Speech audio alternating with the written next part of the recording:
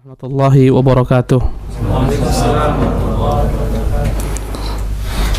Para hadirin dan hadirat yang Allah muliakan, senang sekali rasanya bertemu dengan saudara-saudara saya seiman seakidah di negeri ini, di negeri yang minoritas kaum musliminnya, dan betapa senang kita melihat kedatangan seluruh peserta di sini dari berbagai macam tempat.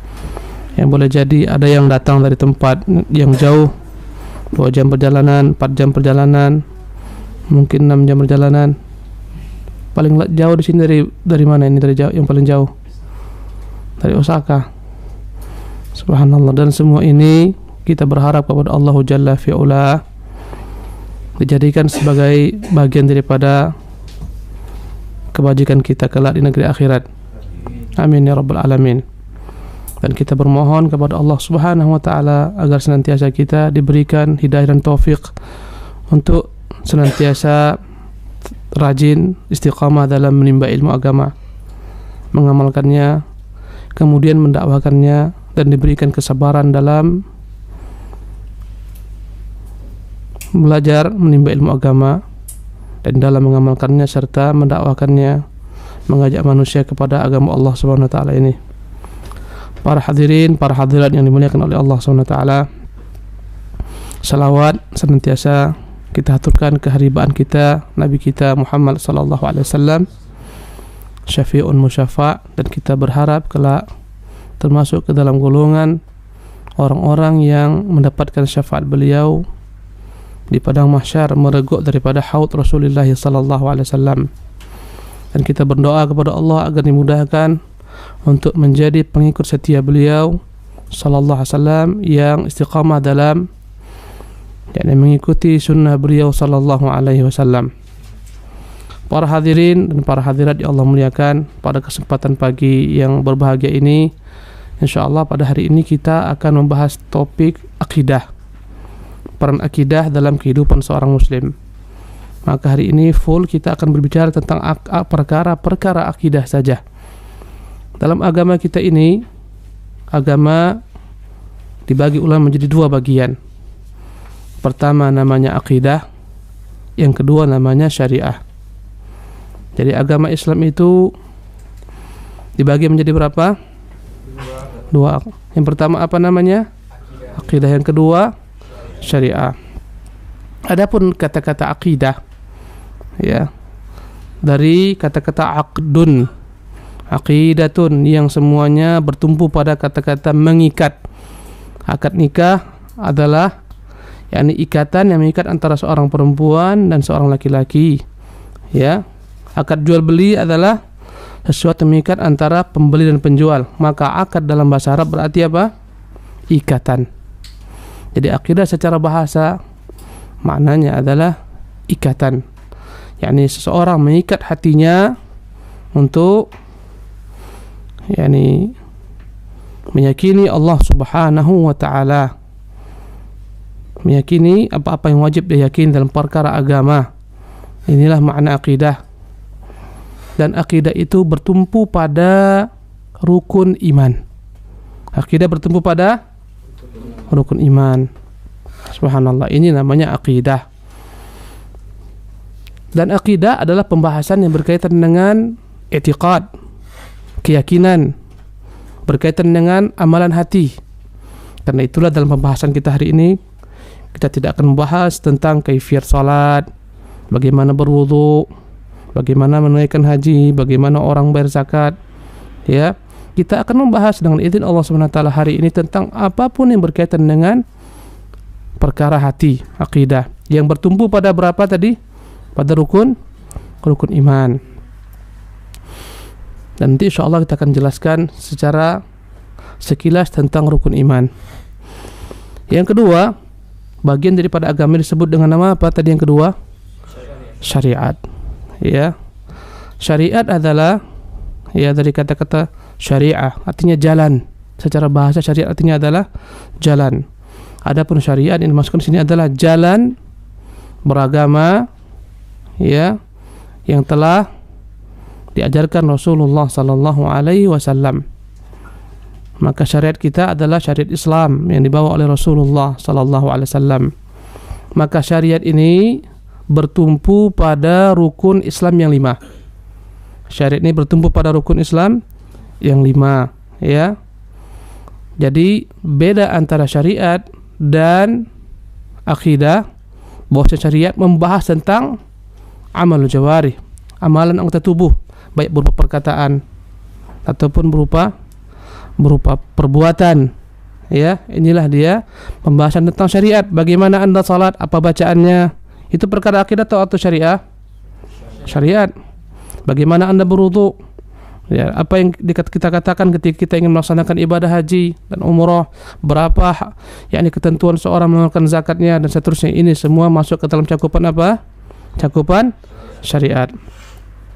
Para ikhwan yang dimuliakan oleh Allah Subhanahu wa taala, kalaulah kita mau simpulkan agama ini, sesungguhnya akidah dan syariat itu tersimpulkan dalam ikrar yang kita ikrarkan sebagai seorang muslim, yang dia merupakan pintu masuk ke dalam Islam, yaitu syahadat atain, 2 kalimat syahadat.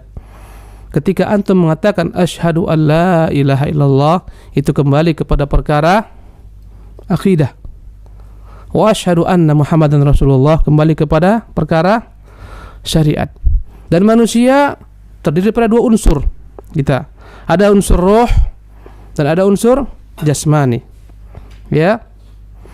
Maka tatkala kita membahas tentang perkara akidah, berarti yang kita bahas adalah ungkapan kita kalimat la ilaha illallah. Tatkala kita membahas tentang syariat, bagaimana kaifiat haji, salat, zakat, puasa, maka ini kembali kepada kalimat wa asyhadu anna Muhammadan Rasulullah. Jadi para hadirin yang dimuliakan oleh Allah Subhanahu wa taala, dalam agama kita ini simple sekali sebenarnya. Apa yang Allah inginkan dari seorang hamba hanya 2 saja. Pertama, yang kita harus siapkan jawabannya, madza kuntum ta'budun? Apa yang kalian sembah? Dan disinilah manusia berpecah belah, berbeda-beda. Yang jelasnya walaupun beragam agama manusia, tetapi dapat digolongkan kepada 2 golongan saja, mukmin dan kafir. Ya, ulama mengatakan al-kufru millatun wahidah. Kekufuran itu satu agama. Maksudnya walaupun beragam Tuhannya, beragam agamanya, beragam namanya, tapi semuanya mereka digabungkan dalam satu kata, mereka adalah orang-orang non-muslim. Mukmin, kafir. Jadi para ikhwan yang dimuliakan oleh Allah Subhanahu wa taala, jadi 2 yang akan kita persiapkan menjawabnya. Dan ini akan ditanyakan. Yang pertama, madza kuntum ta'budun? Apa yang kalian sembah? Andai kata kita orang mukmin mengatakan kita menyembah siapa? Allahu Jalla fi'ula. Andai kata ditanyakan kepada orang kafir, siapa yang kalian sembah? Maka beragam. Ada yang menyembah salib, menyembah patung, menyembah berhala, menyembah Isa bin Maryam, menyembah matahari, menyembah dewa. Subhanallah. Ini untuk yang pertama. Jadi Islam itu jika disimpulkan hanya menjawab 2 pertanyaan saja. Yang pertama, madza kuntum ta'budun? Yang kedua, madza ajabtumul mursalin? Apa tanggapan kalian terhadap dakwah para nabi? Jadi yang pertama, siapa yang kalian sembah? Yang kedua, apa yang kalian berikan tatkala kalian di hadapan dengan para rasul-rasul Allah Subhanahu wa taala? Apakah kalian mengikuti seruan para nabi dan rasul, atau kalian menjadi penentang para nabi dan rasul? Maka agama ini sesungguhnya disimpulkan dalam 2 saja. 2 pertanyaan yang harus jawab setiap orang. Madza kuntum ta'budun wa madza ajabtumul mursalin? Bagaimana kalian menyikapi para nabi? Sebagian umat mendustakan nabinya, sebagaimana umat Nabi Nuh yang mendustakan nabinya. Ya, umat Nabi Lot yang mendustakan nabinya. Umat Nabi Musa yang mendustakan nabinya, ya, dan seterusnya, ya, sebagaimana Qarun dan Fir'aun dan lain-lainnya. Dan sebagian daripada umat tersebut mengikuti nabinya. Pertanyaannya, siapa yang Allah selamatkan? Di antara umat yang diutus kepada mereka para rasul, siapa yang Allah selamatkan, siapa yang Allah binasakan? Jawabannya adalah yang Allah selamatkan siapa? Orang-orang beriman. Siapa yang Allah binasakan?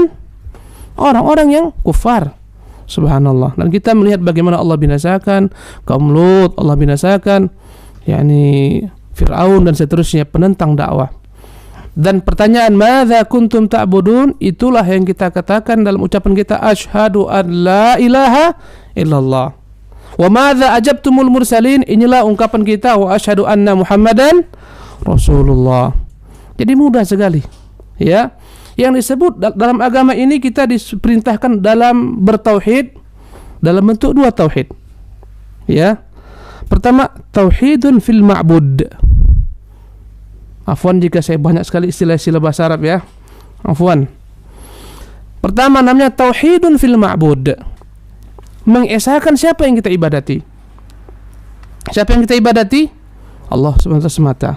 Yang kedua, tauhidun fil matbu'.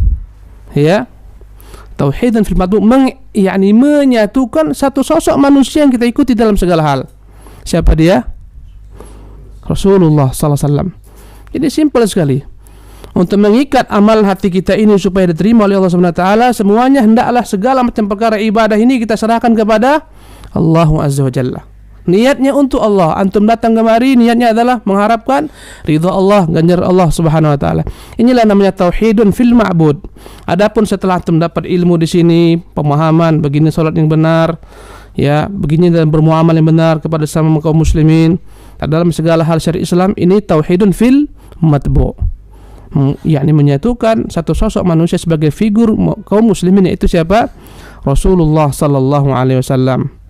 Para hadirin yang dimuliakan oleh Allah Subhanahu wa taala, dan hal ini melazimkan kita untuk memahami apa itu makna dua kalimat ini yang merupakan kunci gerbang menuju Islam. Karena ya, tidak semua orang-orang yang mengucapkan dua kalimat ini paham dengan makna yang mereka ucapkan. Maka kita katakan bahwasanya ucapan kalimat la ilaha illallah Muhammad Rasulullah bukanlah hanya sekedar ucapan. Bukanlah hanya sekedar ucapan. Artinya bukan setiap orang yang mengucapkan kalimat la ilaha illallah selamat masuk ke dalam surga Allah Subhanahu wa taala, dianggap beriman. Karena kalimat ini memiliki konsekuensi, memiliki makna, memiliki tuntutan-tuntutan. Ya. Mari kita bersama untuk memulai pembahasan apa makna kalimat dua kalimat syahadat. Apa itu makna asyhadu an la ilaha illallah, atau apa itu kalimat la ilaha illallah? Kalimat la ilaha illallah dalam bahasa Arab, ya, apa artinya? Siapa yang bisa paham? Mungkin lebih hidup lagi antum bebas untuk berkomunikasi dengan saya. Apa makna kalimat la ilaha illallah yang antum ketahui terlebih dahulu? Silahkan. Tiada Tuhan selain Allah. Yang lain? Tiada sesembahan yang berhak diibadahi selain Allah. Thayyib, tiada sembahan yang berhak diibadati selain Allah Subhanahu wa taala. Yang lain? Baik. Asyhadu, makna asyhadu saya bersaksi, berikrar. Ya, berikrar, bersaksi, mengangkat kesaksian an la ilaha, tidak ada ilah, ya, yang layak diibadati kecuali Allah Subhanahu wa taala. Sebagian kaum muslimin dalam memaknai kalimat la ilaha illallah terjadi kerancuan pemahaman. Sebagian kaum muslimin mengatakan makna kalimat la ilaha illallah maknanya adalah la khaliqa illallah, tidak ada pencipta kecuali Allah. Ini sekarang adalah tafsiran yang keliru tentang makna la ilaha illallah. Di antara kekeliruan kaum muslimin yang menafsirkan makna la ilaha illallah, mereka mengatakan makna la ilaha illallah adalah la khaliqa illallah, artinya tidak ada pencipta kecuali Allah. Makna ini adalah makna yang tidak sempurna. Makna ini makna yang kurang. Walaupun kita yakin sebenarnya bahwasanya memang hanya Allah yang mencipta, ya kan? Tetapi kita katakan ungkapan la ilaha illallah maknanya tidak ada pencipta kecuali Allah Subhanahu wa taala adalah merupakan penafsiran yang kurang, karena siapapun yang mengatakan ucapan ini belum tentu dia menjadi mukmin muwahhid yang sejati. Artinya saya tanya kepada antum, iblis, tahu enggak iblis itu Allah Subhanahu wa taala, Tuhan Rabbul Alamin, pencipta alam semesta? Tahu enggak? Tahu enggak? Tahu dia kan? Iblis tahu bahwasanya Allah SWT Tuhan pencipta alam semesta yang telah menciptakannya. Tahu nggak iblis? Sehingga iblis mengatakan, ya, fa bi'izzatika la ughwiyannahum ajma'in. Demi kemuliaanmu aku akan sesatkan mereka semua. Ketika iblis ditanyakan, "Ma manaka an tasjud idz amartuk?" Kenapa engkau tidak mau sujud kepada Adam yang telah kuperintahkan kepadamu agar sujud kepadanya? Jawaban iblis, "Khalaqtani min nar." Engkau telah menciptakan saya daripada unsur api, wa khalaqtahu min tin. Engkau ciptakan daripada unsur tanah. Berarti iblis tahu siapa yang menciptakannya. Ya enggak? Saya pertanyakan kepada antum, mukminkah iblis? Beriman enggak dia? Bertauhid enggak dia? Subhanallah. Berarti kalaulah kita menafsirkan kata la ilaha illallah tidak ada pencipta kecuali Allah, tidak ada pencipta kecuali Allah semata, belum membuat kita menjadi seorang mukmin yang benar imannya, bertauhid sejati. Dalilnya apa? Iblis saja dihukumi Allah SWT kafir, padahal dia mengetahui Allah sebagai pencipta alam semesta. Saya tanya lagi pada antum, kira-kira orang-orang Quraisy dan bangsa Arab tahu nggak bahwasanya Allah Subhanahu Wa Taala itu Tuhan pencipta alam semesta?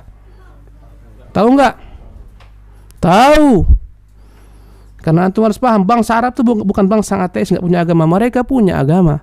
Agama mereka adalah agama Ibrahim yang telah mereka selewengkan. Subhanallah. Mereka tahu.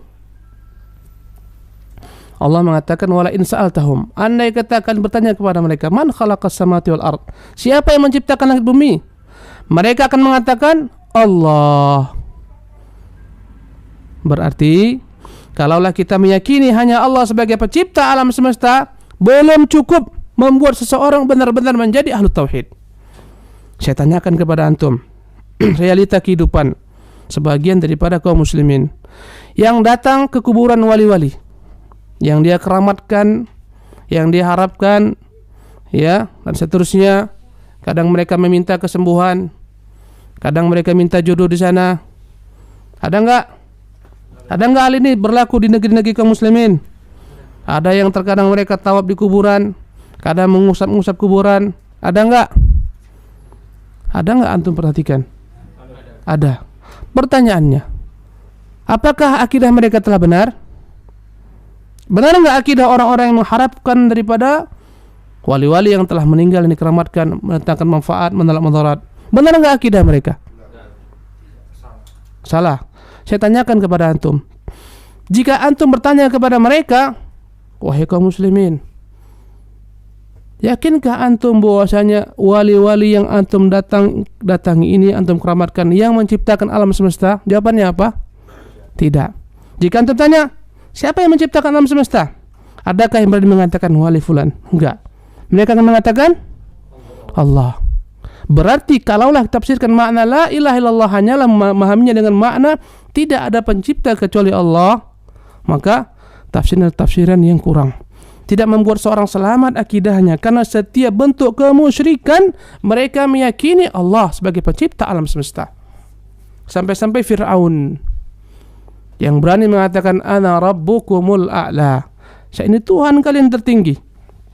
Ketika Allah turunkan kepada bangsa Fir'aun bencana, ya, topan, kata Allah, fa arsalna 'alaihim tufana wal jarada wal qummal wad dhafadi, kami kirim kepada mereka berbagai macam ragam bencana, angin topan, ya, fa arsalna 'alaihim tufana wal jarada, wabah berupa belalang di mana-mana, kutu di mana-mana, darah di mana-mana.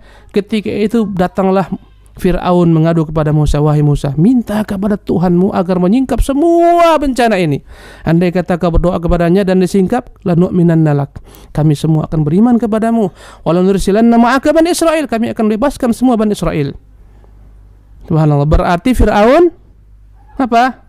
Meyakini, bahkan ketika akhir kehidupan Fir'aun, ketika tenggelam, ya, ketika itulah baru Fir'aun beriman, terlambat imannya. Ya, berkata Fir'aun, sekaranglah al-ana, ya, saya beriman dengan Tuhan, ya, Bani Israel. Tapi terlambat karena Allah SWT telah menyatakan bahwasanya, ya, andai kata roh telah tiba di kerongkongan, tidak akan lagi dapat taubat seorang diterima oleh Allah SWT. Ya, Rasulullah menyebutkan dalam hadis yang Imam Muslim rahimahullah, Innallaha yaqbalu taubatal abdi ma lam yughargir. Allah menerima taubat seorang hamba sebelum tiba ruhnya di kerongkongan. Subhanallah. Ini penafsir yang salah. Kemudian ada yang menafsirkan makna la ilaha illallah. Nanti kita terakhir akan berikan tafsir yang benar. Dengan tafsiran tidak ada Tuhan kecuali Allah. Tiada Tuhan kecuali Allah. Dan ini tafsir yang paling masyhur, yang paling terkenal. Apa tafsirannya? Tidak ada Tuhan kecuali Allah. Maka kita katakan bahwasanya ini adalah penafsiran yang keliru dan salah.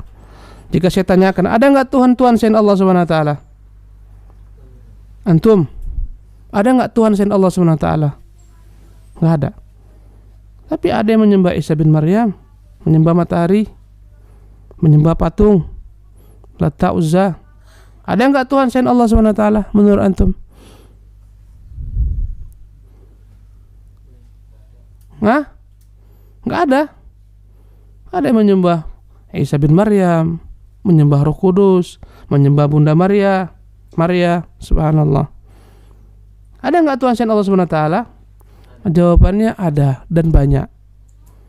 Siapa yang mengatakan Allah Subhanahu Wa Taala? Alihatan ghairallahi turidun. Fama dhannukum birabbil alamin? Apakah Tuhan selain Allah yang kalian inginkan? Bagaimana persepsi kalian dengan Allah, pencipta alam semesta? Berarti jawabannya ya, ada Tuhan selain Allah, bahkan banyak, subhanallah. Tetapi semua Tuhan tersebut adalah Tuhan yang batil. Artinya Tuhan yang tidak hak, yang tidak berhak untuk diibadat dan disembah. Semuanya batil. Kenapa mereka Tuhan yang batil? Karena semua Tuhan selain Allah tidak pernah mencipta. Kata Allah, afaman yakhluqu kaman la yakhluq. Apakah dapat disamakan Tuhan yang mampu mencipta dengan Tuhan yang tidak mampu mencipta? Sama enggak? Tidak. Kalau antum katakan la ilaha illallah dengan penafsiran tidak ada Tuhan kecuali Allah, banyak Tuhan. Ya, banyak Tuhan. Jadi penafsiran ini keliru. Bahkan boleh jadi penafsirannya ketika antum mengatakan tidak ada Tuhan kecuali Allah, maka konsekuensinya semua Tuhan tersebut dialah Allah. Lebih batil lagi. Tidak ada Tuhan kecuali Allah. Nampak di sini patung, berarti ini Allah. Nampak di sini berhala, ini Allah. Ini salib, berarti ini Allah. Tidak ada Tuhan manapun juga kecuali Allah. Penafsirannya semua Tuhan yang disembah manusia dialah Allah. Dan ini yang disebut dengan paham apa? Wahdatul wujud. Paham apa namanya? Dan inilah paham Ibnu Arabi yang mengatakan semua alam raya dan jagat raya serta alam semesta ini semuanya hakikatnya adalah Tuhan. Subhanallah, sehingga muncullah syair-syair mereka sampai mengatakan anjing itu pun Tuhan. Iyadzan billah. Ya. Seorang yang beribadah, menyembah apapun juga, dia adalah Tuhan. Subhanallah. Maka semua adalah Tuhan menurut paham ini. Karena tidak ada Tuhan kecuali Allah Subhanahu Wa Taala. Bahaya. Ini diperangi oleh ulama. Ya. Maka penafsiran kata-kata tidak ada Tuhan kecuali Allah Subhanahu Wa Taala juga memiliki dampak yang sangat berbahaya terhadap akidah seorang mukmin. Ya. Kemudian ada juga yang mengatakan bahwasanya makna la ilaha illallah la hakima illallah. Yang mereka sebut dengan nama tauhid al-hakimiyah atau tauhid al-mulkiyah, yang artinya la ilaha illallah maknanya tidak ada yang berhak membuat hukum kecuali Allah Subhanahu Wa Taala. Kita katakan ya, kalau seseorang meyakini bahwa tidak ada yang berhak membuat hukum kecuali Allah Subhanahu Wa Taala, belum tentu membuat seorang tersebut telah menjadi seorang ahli tauhid yang murni. Ya.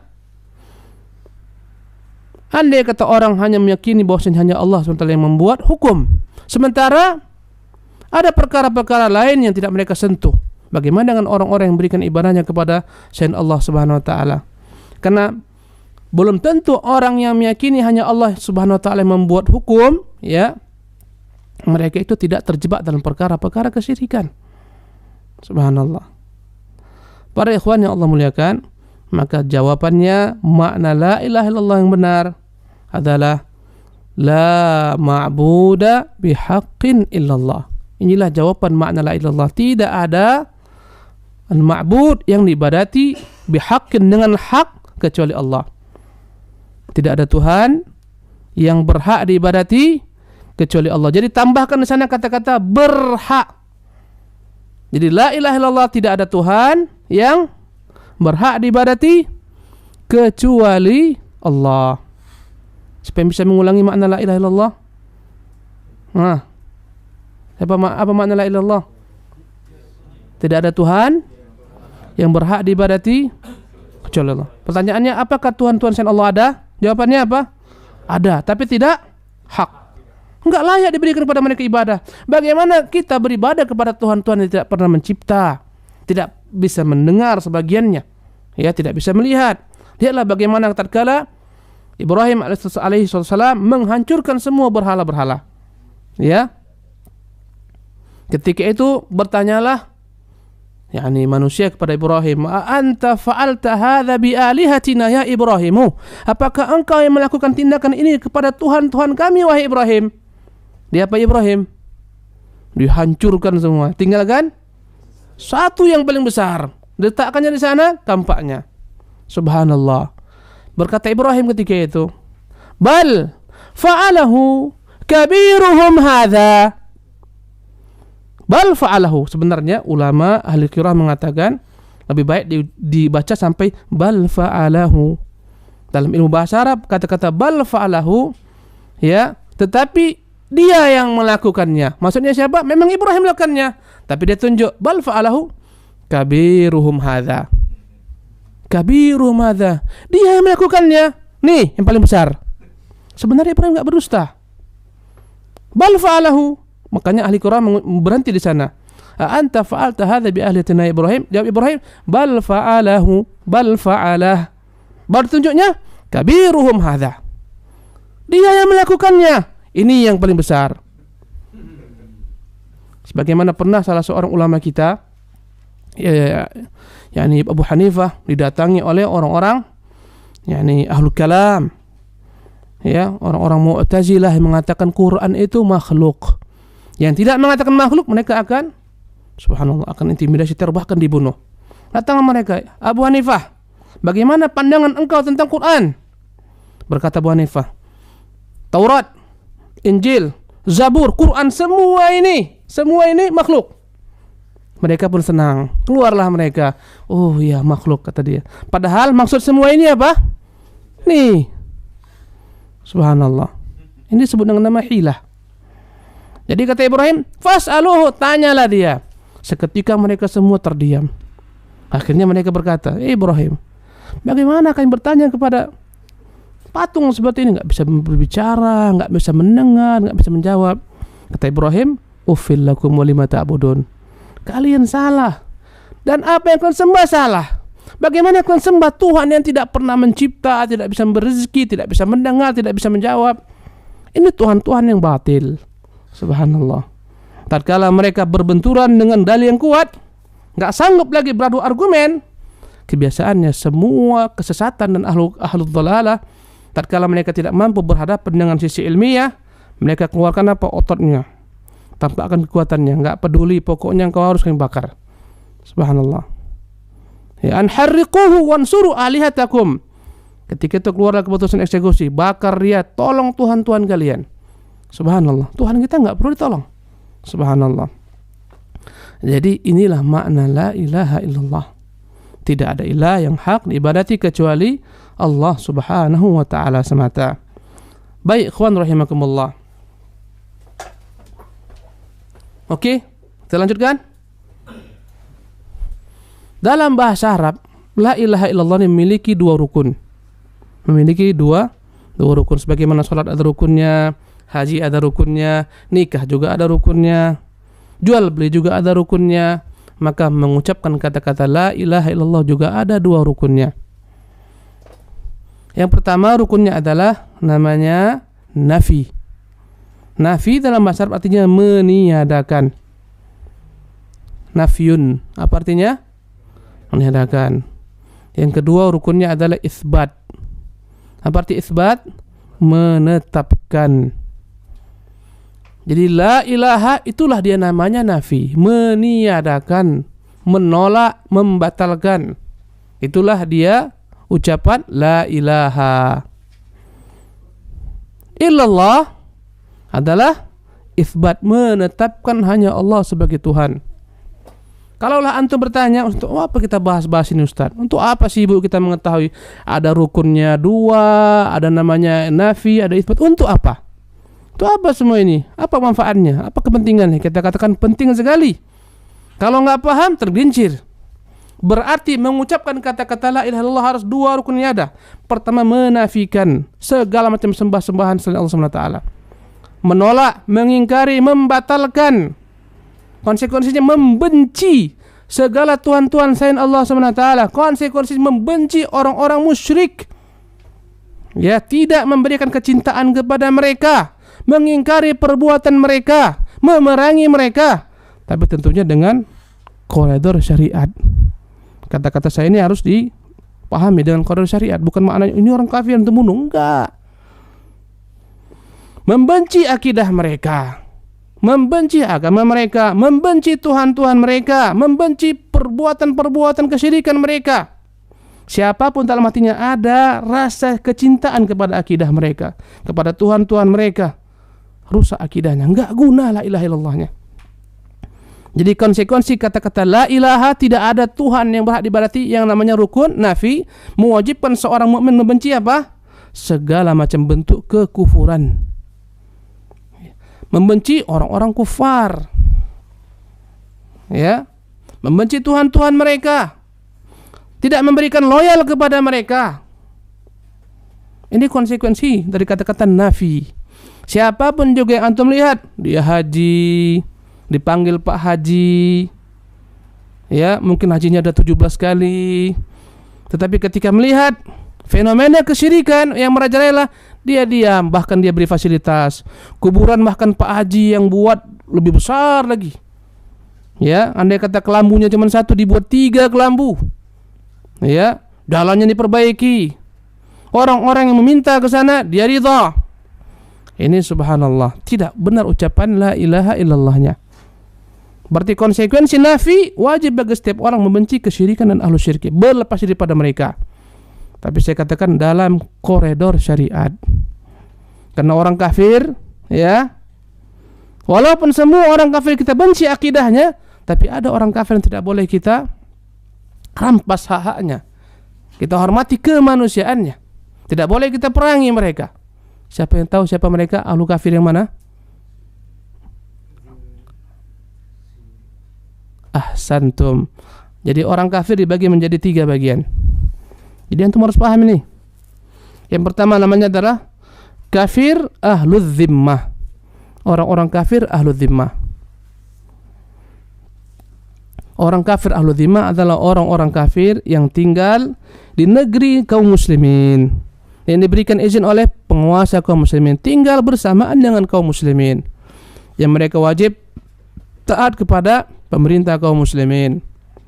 Maka orang kafir ahlul zimmah ini tidak boleh diperangi, tidak boleh diganggu agama mereka, rumah ibadah mereka pun tidak boleh diganggu. Subhanallah. Ini yang pertama. Yang kedua namanya adalah ahlul harbi, orang-orang kafir yang memerangi kaum muslimin, menumpahkan darah kaum muslimin, mengambil harta kaum muslimin.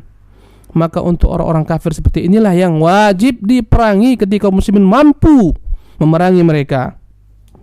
Tentunya juga dengan rambu-rambu agama, bukan separatis sebagian, tidak. Jika ada pemerintah kaum muslimin yang mengajak mereka untuk berjihad, karena yang namanya jihad harus di bawah bendera pemimpin kaum muslimin. Andai kata ada orang-orang kafir memerangi kita, ya, dan kita berada di negara kaum muslimin, nggak boleh langsung kita buat strategi untuk menyerang mereka. Beritahukan kepada penguasa kaum muslimin, pemimpin kaum muslimin, agar tidak bentrokan antara sipil dan sipil. Allahumma kecuali andai kata mereka masuk ke dalam kampung kita memang sengaja dengan pedang-pedangnya, ketika itu kita wajib untuk membela diri kita. Ya. Jadi harus dipahami seperti ini. Jadi ada dua. Yang ketiga namanya adalah ya ahlul hudnah. Ahlul hudnah. Mereka adalah orang-orang kafir yang terikat perjanjian gencatan senjata dengan kaum muslimin. Yang mereka wajib untuk ya tidak diperangi selama batasan yang telah ditentukan oleh kesepakatan bersama antara kaum muslimin dan orang-orang kufar. Ya, sebagaimana terjadi pada perjanjian Sulhul Hudaybiyah. Perjanjian Hudaybiyah, terikatlah kaum muslimin dan orang-orang kafir Quraisy perjanjian damai selama berapa tahun? 10 tahun tidak ada peperangan. Maka ketika Rasul pegang benar, enggak boleh Rasulullah perangi mereka, enggak boleh. Subhanallah. Benar-benar Rasulullah pegang. Maka orang-orang kafir ya seperti sekarang ini mungkin kesepakatan bilateral antara orang-orang negeri kufar dengan negeri kaum muslimin dipegang. Karena ada kesepakatan kan? Enggak boleh kita berkhianat, enggak boleh kita serang mereka. Subhanallah. Dan kalau boleh tambahkan satu lagi, namanya adalah al-mu'ahad.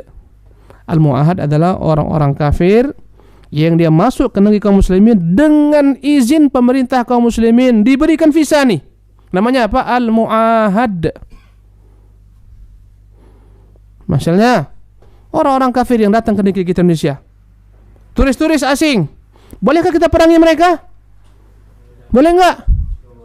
Karena sebagian daripada orang-orang yang punya pemahaman salah, ini kafir loh. Mereka tawan turis-turis, mereka minta tebusan, bahkan ada yang mereka sembelih. Ini bukan daripada Islam. Subhanallah, karena mereka masuk stempel visa kaum muslimin, pemerintah kita berizin. Kenapa antum perangi dia? Ini namanya al-mu'ahad. Jadi inilah dia jenis-jenis orang kafir. Berarti yang boleh kita perangi yang mana? Coba anda tanyalah. Boleh anda tunjuk antum enggak? Boleh enggak Pak Anum? Boleh, antum siap enggak anda tunjuk? Enggak jawab benar enggak apa-apa, enggak saya suruh berdiri lah. Boleh? Antum, siapa nama antum akhi? Selamat. Antum selamat insyaallah. Ada berapa orang kafir dalam Islam? Mumtaz, antum sebutkan 2 aja. Ahsanta, antum tambah 2 lagi, siapa nama antum? Untung, antum beruntung. Tambahkan 2 lagi. Al-mu'ahad dan ahlul hudnah. Apa maksud ahlul hudnah? Yang terikat dengan perjanjian gencatan senjata. Apa itu al-mu'ahad? Ahsanta, seperti konsulat-konsulat asing, duta-duta negara asing. Jangan sampai duta Amerika, konsulat jenderal Amerika dibom ini. Enggak boleh. Ini paham teroris yang kita harus luruskan dalam agama kita. Ya, jadi makna la ilaha, kita menafikan semua sembahan selain Allah, membenci orang-orang kafir. Tetapi membenci tersebut juga ada koridor syariat yang mengaturnya. Pertanyaannya, ya, bolehkah kita mencintai orang tua kita yang kafir? Ayo, siapa bisa jawab? Kita punya orang tua ini tapi kafir. Bolehkah kita mencintai orang tua kita yang kafir? Sementara Allah mengatakan la tajidu qauman yu'minuna billah. Apa itu? Bulan. La tajidu qauman yu'minuna billahi wal yawmil akhir wa duna man hadallahu wa rasulah. Tidak pernah engkau dapati adanya orang-orang yang mereka beriman kepada Allah, beriman kepada hari akhirat, mencintai orang-orang musuh Allah dan Rasulnya. Ya. Pertanyaannya adalah, bolehkah seseorang anak yang dia Allah beri hidayah, muslim, mukmin, mencintai kedua orang tuanya yang kafir, kerabat-kerabatnya kafir? Boleh enggak? Siapa yang mau jawab? Nah, boleh. Bagaimana yang ayat tadi? Karena di keterangan yang siapa nama antum? Nama antum siapa? Asep. Nampak. Silakan. Karena di keterangan yang lain juga menghormati hukumnya wajib. Mencintai mereka boleh enggak? Menghormati wajib. Mencintai mereka boleh enggak? Dia orang kafir nih. Nah, yang lain. Ayo antum, ini supaya jelas, supaya duduk perkara tauhid ini. Boleh enggak? Mumtaz. Ahsanta. Cinta itu ternyata berbeda-beda, berbagi-bagi. Ada cinta dalam perkara agama, ya, perkara ubudiyah, itu haram. Tidak boleh kita mencintai orang tua kita yang kafir karena agamanya. Tapi ada juga cinta diikat dengan tanda cinta, yakni jibiliyah atau fitrah manusia, insting manusia, mencintai orang tua mereka. Subhanallah. Kecintaan ini bukan kecintaan agama, kecintaan fitrah. Sampai-sampai subhanallah, Nabiullah Nuh cinta enggak kepada anaknya yang kafir itu? Cinta. Ya. Dia katakan kepada anaknya, "Irkam ma'ana, ikut sama kami. Jangan ikuti orang-orang yang Allah akan binasakan." Jadi, ternyata cinta itu pun beragam.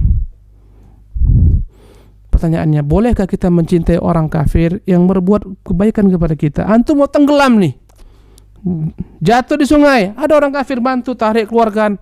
Boleh nggak antum mencintai dia? Boleh nggak? Udah ada antum ditolongnya, dasar kafir kau. Jawabannya apa? Terpaksa mau tidak mau, fitrah manusia mencintai orang yang berbuat baik kepadanya. Sampai-sampai hewan pun mencintai orang yang berbuat baik kepadanya. Hewan, subhanallah.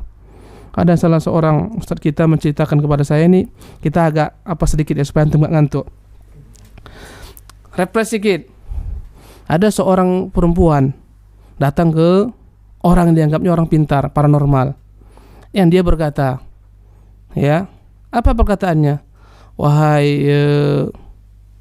Pak Yai, saya ini pingin supaya suami saya itu tunduk kepada saya, takluk kepada saya, ikut apa yang saya katakan.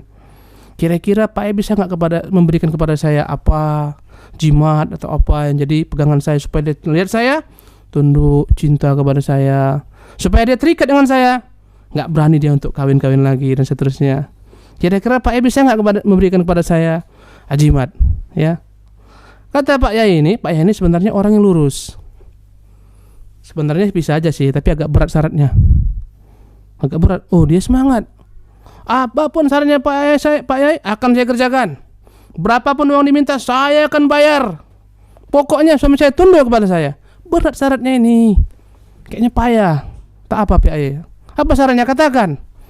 Kalau anda kata terpaksa juga, kau mau, saya beritahu. Syaratnya bawakan kepada saya bulu singa. Bawakan kepada saya bulu singa yang original. Tempat kata dia apa? "Pak Yai, janganlah bulu singa, bulu kambing kek, bulu domba, bulu singa, harus bulu singa." Ya. Jadi bagaimana Pak Yai? Kalau kebawa kemari bulu singa, insya Allah. Dia pun pulang berpikir-pikir, bulu singa, di mana caranya dapat bulu singa ini? Subhanallah, dia pikir-pikir kemana nyari singa. Teringat dia apa? Kebun. Kayaknya singanya ada kebun binatang. Kayaknya saya harus dapat ini. Nekat dia.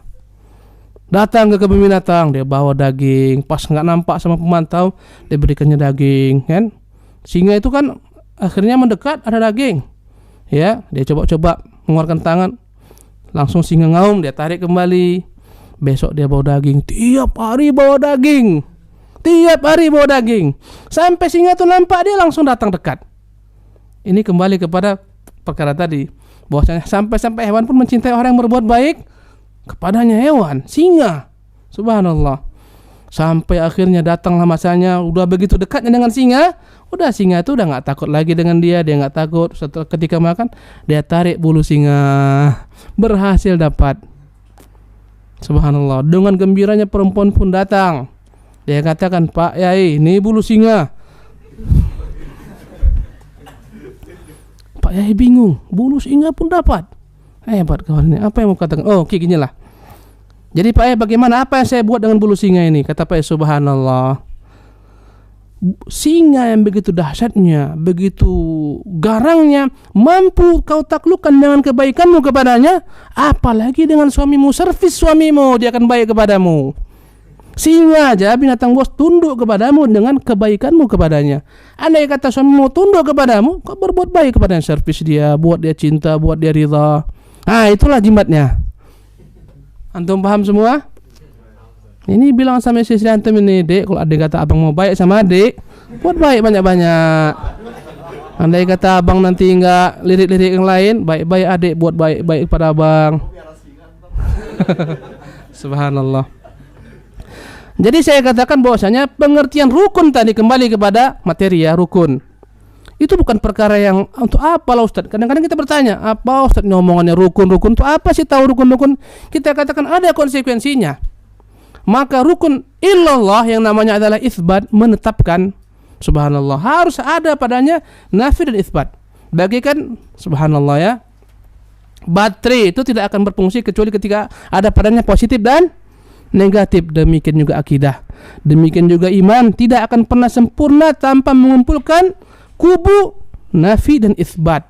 Menafikan semua Tuhan-Tuhan, membatalkan, mengingkari, kemudian menetapkan ketuhanan hanya milik Allah Subhanahu wa taala. Artinya, barang siapa yang dia itu hanyalah mengisbatkan saja.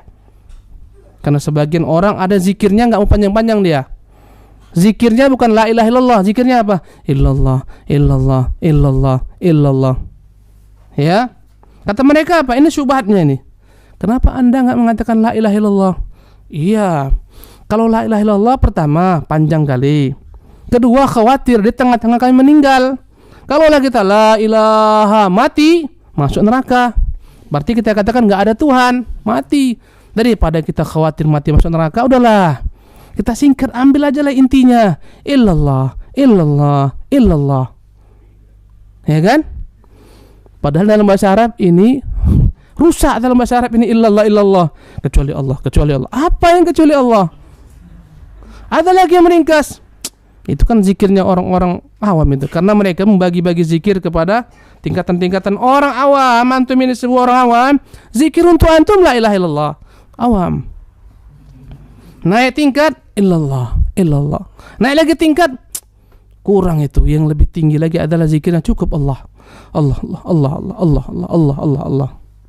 Kata mereka yang paling tinggi tingkatnya hilangkan Allahnya, sisakan hu-nya. Hu. Apa arti hu dalam bahasa Arab? Dia. Siapa dia? Jin dia juga. Syaitan dia juga, hu juga. Subhanallah. Intinya saya ingin tekankan di sini, itu harus antum ambil, karena kita perkataan kita ini nyebar kemana-mana. Antum harus ambil inti-intinya. Jangan sampai antum ingat kisah yang tadi, yang lainnya antum lupa, bahaya. Singanya ingat, yang lain lupa. Intinya tidak akan sempurna akidah seseorang hanya membawa nafi saja ataupun isbat saja. Harus bergabung antara nafi dan isbat. Andai kata antum mengatakan, Ustaz, anda kan sholatnya enggak pernah untuk jin, untuk Allah. Semua ibadah saya untuk Allah Subhanahu wa taala. Apakah cukup? Saya katakan tidak. Sampai antum mengingkari kekufuran, mengingkari orang-orang kafir, mengingkari kemusyrikan, mengingkari orang-orang musyrik, memerangi mereka dengan hati antum, dengan seluruh apa yang antum miliki, tentunya dengan koridor apa? Ya, jangan antum pahami, oh berarti besok antum keluar untuk perangi semua. Enggak, bukan itu maknanya. Ya, subhanallah. Kalau andai kata antum mengatakan biar aja lah, yang penting kita sembah Allah, orang sembah kuburan biar aja lah, dialah. Enggak diingkarinya dengan lisan, dengan perbuatan, dan hatinya pun enggak mengingkari. Apalagi ada kepentingan. Ya, semenjak ada kuburan wali keramat ini, masya Allah, income kita banyak. Tiap hari orang datang berbondong-bondong ziarah. Akhirnya toko saya pun laris. Biarkan aja lah. Walaupun haji dia 50 kali, subhanallah, nggak ada gunanya jika dia hanya ada padanya isbat, tidak nafi. Ya, ada juga yang dia nafi tapi tidak isbat. Dia sibuk segala sesuatu, ini syirik, musyrik ini, tapi nggak pernah menyembah Allah Subhanahu wa taala. Bermanfaat nggak baginya? Bermanfaat. Makanya harus ada dua rukun tadi. Apa yang pertama namanya? Yang kedua? Oke, mafhum? Insyaallah kita lanjutkan. Sebagaimana dalam perkara, nanti ingatkan anak kok 1 jam ya. Ini panjang ini, sampai besok kita nih, enggak berhenti. Nanti ingatkan 1 jam berhenti kita. Sebagaimana dalam perkara-perkara muamalat ada syarat-syaratnya, ya. Dalam mengucapkan kata-kata la ilaha illallah juga ini ada syarat.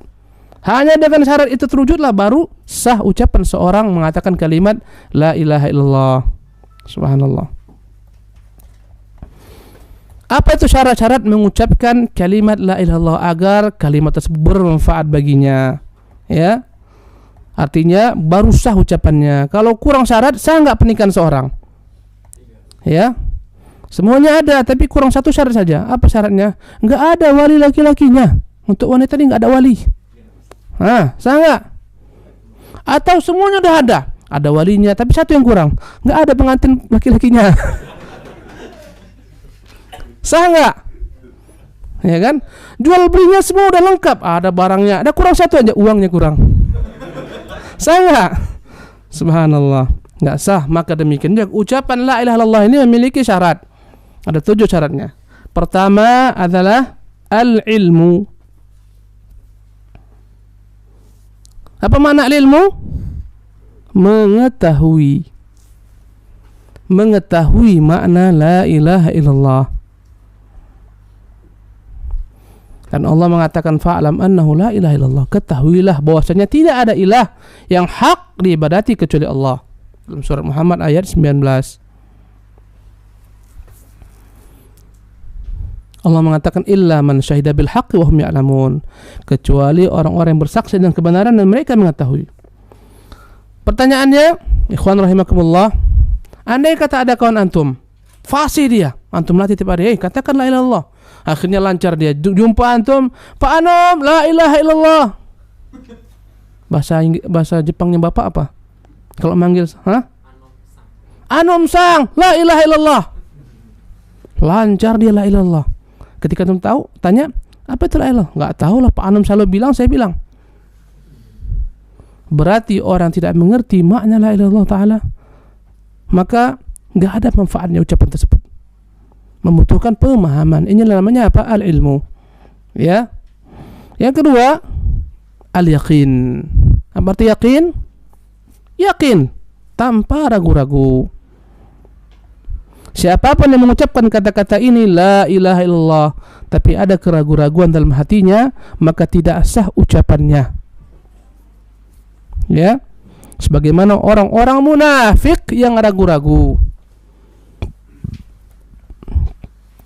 Allah menyebutkan dalam surah Al-Hujurat ayat 25, innamal mu'minuna alladzina amanu billahi wa rasulihi thumma lam yartabu wa jahadu bi amwalihim wa anfusihim fi sabilillah ulaika humus shadiqun. Sesungguhnya orang-orang beriman itu adalah orang-orang yang beriman kepada Allah dan Rasulnya, kemudian mereka tidak pernah ragu-ragu. Dan mereka berjihad dengan harta mereka dan diri mereka di jalan Allah. Mereka itulah orang-orang yang jujur. Ya, berarti iman orang-orang munafik tidak sah. Kenapa? Karena mereka ragu-ragu. Subhanallah. Yang ketiga, syaratnya namanya adalah al-qabul. Al-qabul maknanya menerima. Menerima kalimat ini dengan sepenuh hati, dengan segala macam konsekuensinya. Kebalikan daripada al-qabul, menerima adalah menolak, ar-raddu. Orang yang menolak kalimat ini berarti dia kafir.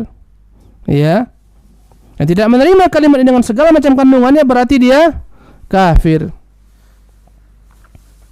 Allah mengatakan tentang orang-orang musyrikin, innahum kanu idza qila lahum la ilaha illallah yastakbirun. Sesungguhnya mereka orang-orang kafir, jika disebutkan kepada mereka katakan la ilaha illallah, mereka semuanya sombong, tidak menerima. Wa qalu a inna latariku alihatina li syairin majnun. Mereka berkata, relakah kita, sudahkah kita meninggalkan Tuhan-Tuhan kita hanya karena seorang penyair yang gila? Subhanallah. Jadi siapapun yang menolak kalimat ini, tidak menerimanya, berarti dia kafir. Sebagaimana paman Nabi kita dalam akhir hayatnya, padahal paman Nabi tersebut begitu kuatnya mempertahankan Nabi, memperjuangkan Nabi SAW, membela Nabi, meyakini kebenaran Nabi SAW, meyakini kebenaran Islam. Tapi dia enggan mengucapkan kalimat ini, akhirnya dia tidak pernah masuk surga, bahkan dia masuk neraka. Tapi dengan syafaat Nabi diberikan baginya neraka yang paling ringan, hanyalah diberikan baginya sandal yang jika dia pakai seketika meleleh otaknya. Dan dia menganggap dialah paling parah azabnya, padahal dialah paling ringan azabnya. Jadi kalau andai kata muncul pertanyaan dalam kuis, ya, azab apakah yang paling ringan di neraka? Jawabannya apa? Azab hanya diberikan sandal. Sandal aja cuman. Yang lain enggak, sandal. Dia pakai sandal tersebut meleleh otaknya. Dan dia menganggap dialah yang paling parah azabnya, padahal dia yang paling ringan azabnya. Pertanyaannya, ini yang saya tanya jawab ya. Siapakah dia? Antum yang paling belakang sekali akhi, yang paling belakang. Siapakah orang ini? Siapa nama antum? Fajri, Masya Allah. Siapakah orangnya akhi Fajri? Barakallahu fiik. Iya, Mumtaz. Subhanallah, 100 untuk antum. Abu Talib. Ketika akhir hayatnya, dalam hadis-hadis yang sahih, berkatalah Rasulullah kepada pamannya, "Ya ammi, qul la ilaha illallah." Wahai pamanku, ucapkan la ilaha illallah. Di sana berdiri Abu Jahal dan seorang temannya Abdullah. Berkata ketika itu Abu Jahal, "Atarghabu an millati abika?" Wahai Abu Talib, engkau benci kepada agama nenek moyangmu? Dia lihat Abu Jahal, dia lihat Nabi. Berkata Nabi lagi merayu kepadanya, "Wahai pamanku, ucapkan la ilaha illallah." Berkata Abu Jahal, "Kau rela meninggalkan agama nenek moyangmu?" Subhanallah, engkau benci agama nenek moyangmu. Seketika berkatalah Abu Talib, dia tetap mempertahankan agama lamanya. Sampai-sampai dia katakan, andai kata untuk mencari keridhaan wahai Muhammad, saya akan katakan demikian. Subhanallah, tapi tidak dia katakan la ilaha illallah. Ini namanya rad, menolak. Subhanallah. Dan ini menunjukkan kepada kita bahayanya berteman dengan orang-orang fasik, orang-orang zalim, orang-orang munafik, orang-orang kafir, mempengaruhi kita. Maka antum hati-hati berteman dengan orang-orang kafir. Jangan sampai orang tersebut menggelincirkan antum pada Islam, akidah tergadai. Subhanallah. Hati-hatilah. Hendaklah antum mencari teman antum jadi adalah orang-orang saleh. Andai kata ada orang-orang Islam, cari yang saleh, karena tidak semua orang Islam itu saleh. Ya, dan ini menunjukkan antum di negeri asing seperti ini wajib memiliki teman yang saleh, yang senantiasa mengingatkan antum ketika antum salah. Ya, bukan memiliki teman yang salah, tapi yang saleh. Kalau andai kata punya kawan yang salah, bahayalah antum. Tenggelam orang-orang kufar di sini, saki, mereka minum, zina, segala macam, dia ikut. Ya dan billah. Subhanallah. Adapun syarat berikutnya, udah berapa udah? Yang keempat namanya al-inqiyad, yang artinya tunduk kepada kalimat ini dan segala konsekuensinya. Subhanallah. Berarti kebalikan tunduk apa? Membangkang. Subhanallah. Maka siapapun yang tunduk kepada kalimat dengan segala macam konsekuensinya, yaitu menyembah hanya Allah semata, kufur kepada selain Allah SWT, dia telah benar ucapannya. Berarti yang tidak mau tunduk kepada kalimat ini dan konsekuensinya, melanggar konsekuensinya, berarti tidak berguna kalimat la ilaha illallahnya. Ya, tunduk kepada dukun, serahkan hidupnya kepada dukun. Untuk kekuasaannya supaya tetap langgeng, dia memelihara dukun. Apapun kata dukun dia tunduk. Subhanallah, orang-orang seperti ini ya tidak sempurna kalimat la ilaha illallahnya. Allah mengatakan dalam surah Luqman ayat 22, "Wa man yuslim wajhahu ilallahi wa huwa muhsin faqad istamsaka bil urwatil wuthqa." Barang siapa yang menyerahkan wajahnya hanya kepada Allah dan dia berbuat ihsan, maka dia telah berpegang dengan buhul yang kuat. Berarti dia pasrah tunduk kepada Allah Subhanahu wa taala. Tunduk dengan konsekuensi kalimat ini. Ya. Tunduk dengan konsekuensi kalimat ini. Allah mengatakan, "Fala wa rabbika la yu'minuna hatta yuhakkimuka fima shajara bainahum thumma la yajidu fi anfusihim harajan mimma qadaita wa yusallimu taslima." Subhanallah.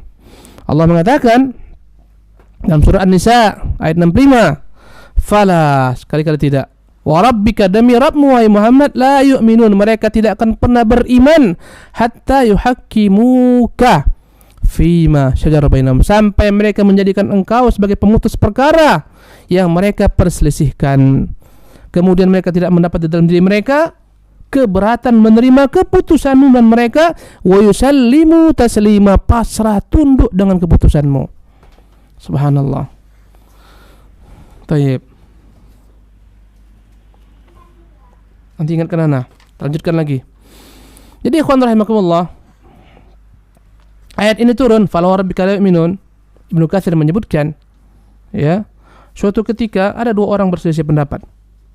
Datang mereka kepada Rasulullah sallallahu alaihi wasallam mengadukan perihal mereka. Rasulullah putuskan, ya, tetapi yang satu tidak menerima keputusan.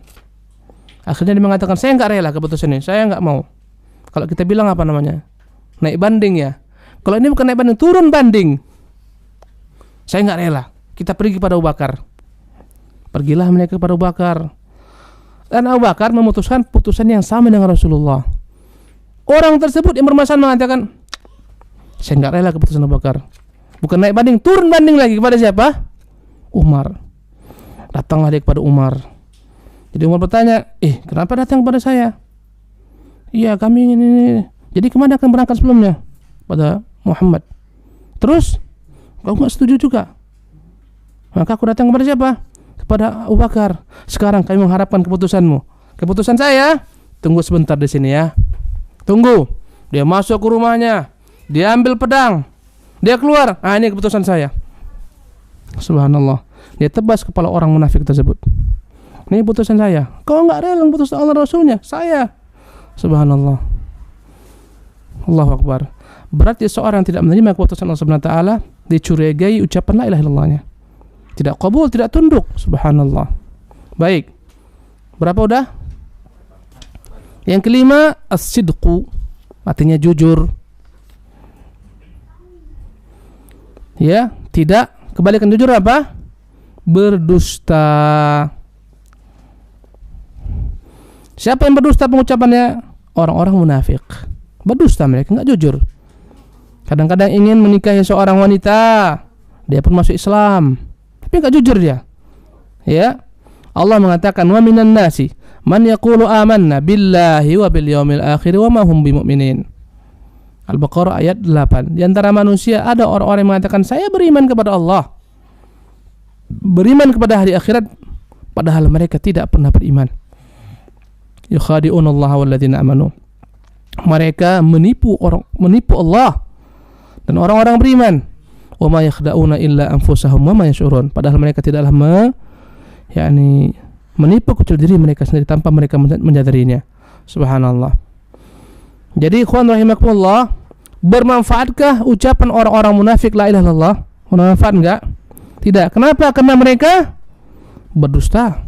Karena mereka ragu-ragu, karena mereka tidak menerima konsekuensinya. Subhanallah. Yang keenam, al-ikhlas.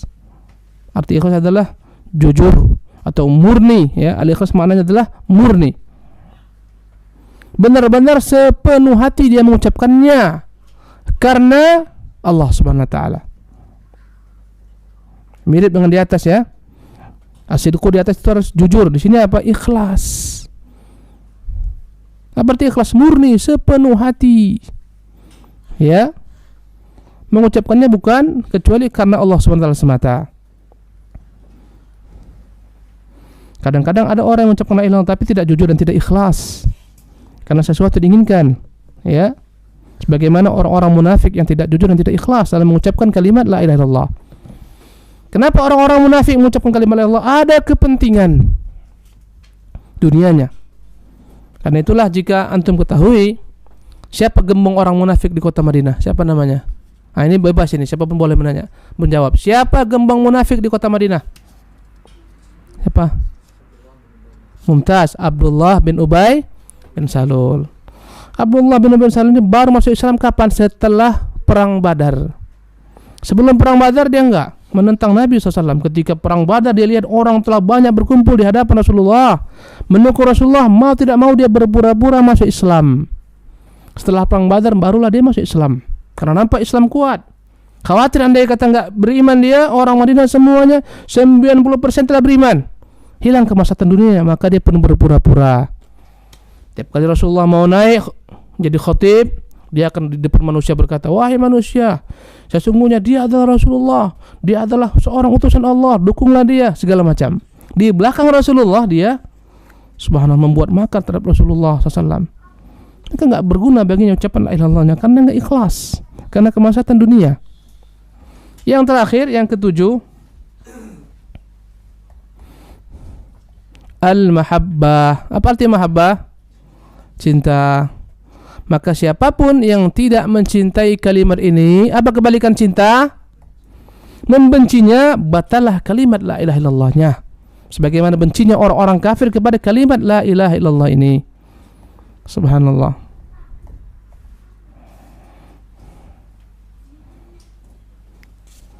Ikhwan rahimakumullah, ya. Ada perbedaan antara orang-orang musyrik pada masa jahiliyah dengan orang-orang yang terjebak kepada kesyirikan saat ini. Ya, perbedaannya apa? Orang-orang musyrik dahulu kala paham benar makna la ilaha illallah. Karena itulah mereka jaga untuk mengucapkannya, mereka tahan diri. Abu Jahal, kenapa dia enggak mau mengucapkan la ilaha illallah? Dia tahu apa konsekuensinya, dia harus mengingkari semua Tuhan-Tuhan, sesembahan, segala macam hukum kecuali hukum Allah SWT. Dia paham, ya. Karena itulah orang-orang Quraisy ketika Rasulullah kumpulkan semua, naik Rasulullah ke Gunung Safa, berkumpul semua orang Quraisy. Rasulullah mengatakan, wahai orang-orang Quraisy, andai katakan kepada kalian di belakang gunung ini akan datang musuh-musuh menyerang kalian, akuntum musaddiqiyya, yakinkah kalian dengan perkataanku? Mereka mengatakan, ya, ma jarabna alaika kadhiba, kami tidak pernah mendapati engkau berdusta wahai Muhammad. Ya, kata Rasulullah, ketahuilah sungguhnya aku adalah merupakan hamba Allah dan utusan Allah SWT. Katakan la ilaha illallah, tuflihu, kalian beruntung. Ya, akan tunduk kepada kalian manusia, akan tunduk kepada kalian bangsa ajam, dan Allah akan menjadikan raja-raja, pemimpin-pemimpin kaum muslimin. Ketika itu berkatalah Abu Lahab paman Nabi, tabban laka ya Muhammad, alihadza jama'atana, binasa engkau wahai Muhammad, kau kumpulkan untuk kata-kata ini. Bagaimana kau jadikan Tuhan yang hanya satu saja? Subhanallah. Allahu Akbar.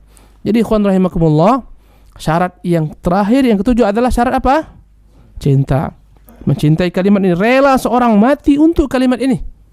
Darahnya dia tebus, hartanya semua dia korbankan untuk kalimat ini. Subhanallah. Dan kita melihat bagaimana kecintaan para sahabat dengan kalimat ini.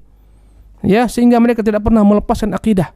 Adalah seorang sahabat bernama Abdullah bin Hudzafah As-Sahmi radhiyallahu anhu warḍah. Ya, berperang melawan orang-orang Romawi.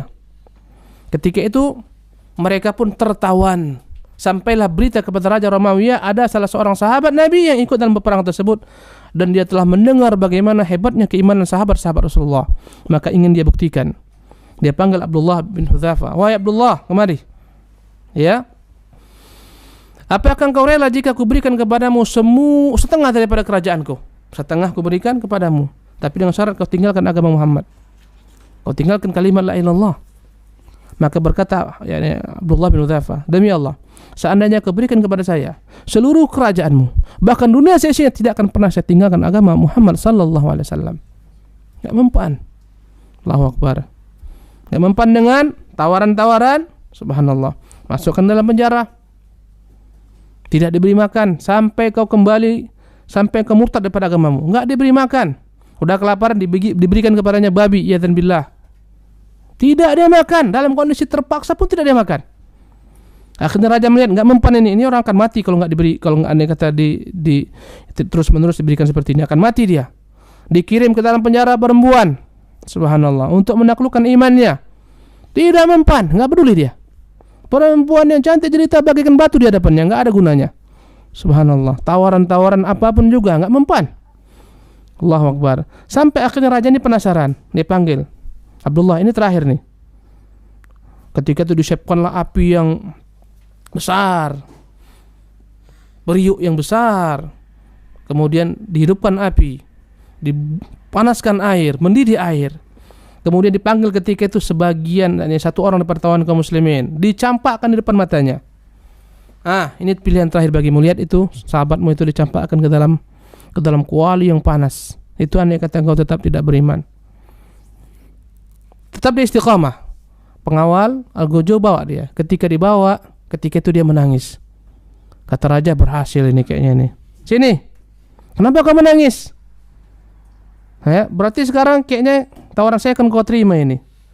Dia berkata, wahai raja, saya ini menangis bukan karena saya akan menghadapi kematian, wallahi. Tapi saya menangis kenapa jiwa saya cuma satu. Kalau saya memiliki 1000 jiwa, yang satu dimasukkan dibakar, yang satu dimasukkan, alangkah banyaknya pahala saya. Subhanallah, karena ganjaran yang Allah SWT berikan kepada saya. Jadi kau siap? Nggak ada masalah. Kata raja, ini orang kayaknya nggak bisa diganggu ini akidahnya. Kalau begitu satu permintaan saya terakhir nih, cium kepala saya, semua saya bebaskan kalian. Kata dia, kalau itu permintaan Anda nggak ada masalah. Dia cium kepala raja, semua mereka dibebaskan. Ketika tiba di Madinah, kata Umar, setiap orang Islam layak mencium kepala Abdullah bin Hudzafah Sahmi. Subhanallah. Allahu Akbar. Ini akidah ketika telah mengujam. Semua tawaran iming-iming sia-sia semua. Kalau Anda kata akidah nggak ada, jangankan gadis cantik jelita, Indomie pun satu pak pindah agama. Ya kan? Baju-baju bekas pun pindah agama. Makanya wajib bagi kita ikhwan mempelajari akidah ini, sehingga kita rela mengorbankan apapun yang kita miliki untuk akidah Allah SWT berikan kepada kita ini. Subhanallah. Ya, betapa mahalnya akidah ini ikhwan. Di seluruh masyarakat Jepang ini, di seluruh negeri, nggak usah lagi kita besar Jepang ya, Tokyo ini saja, wallahi antum inilah orang-orang yang Allah pilih. Subhanallah. Diberikan kepada antum akidah. Kemudian orang-orang kufar bagaimana kehidupan mereka? Ya Allah, bagaikan robot-robot berjalan, sibuk kerja. Saya tadi mendengar ada ikhwan mengatakan mereka punya moto terlahir untuk kerja. Gimana siapa Ustaz Anwar mengatakan tadi ya, dia punya moto ya, born to work. Ya, saya bahasa Inggris nggak pas ini ya. Terlahir untuk bekerja. Kalau kita apa? Terlahir untuk ibadah. Wa ma khalaqtul jinna wal insa illa liya'budun. Karena itulah subhanallah mereka bagaikan robot-robot hidup yang berjalan. La haula wala quwwata illa billah. Ya, enggak pernah mereka membayangkan apa setelah kematian.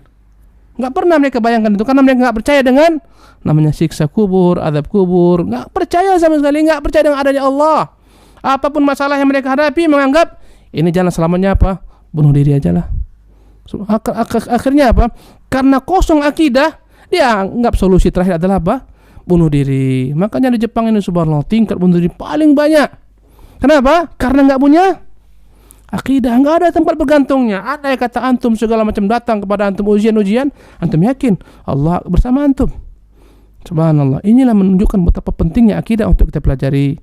Wallahu tabaraka ta'ala alam wa sallallahu wasallam wa baraka ala abdihi wa rasuli Muhammadin. Walhamdulillahirabbil alamin.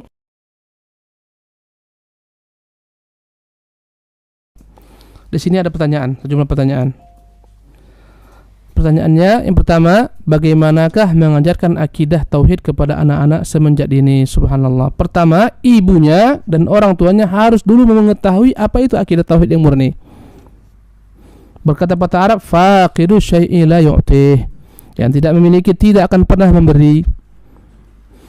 Jadi andai kata Anda ingin mengajarkan kepada anak Anda akidah yang murni, hendaklah Anda paham dulu itu apa akidah yang murni.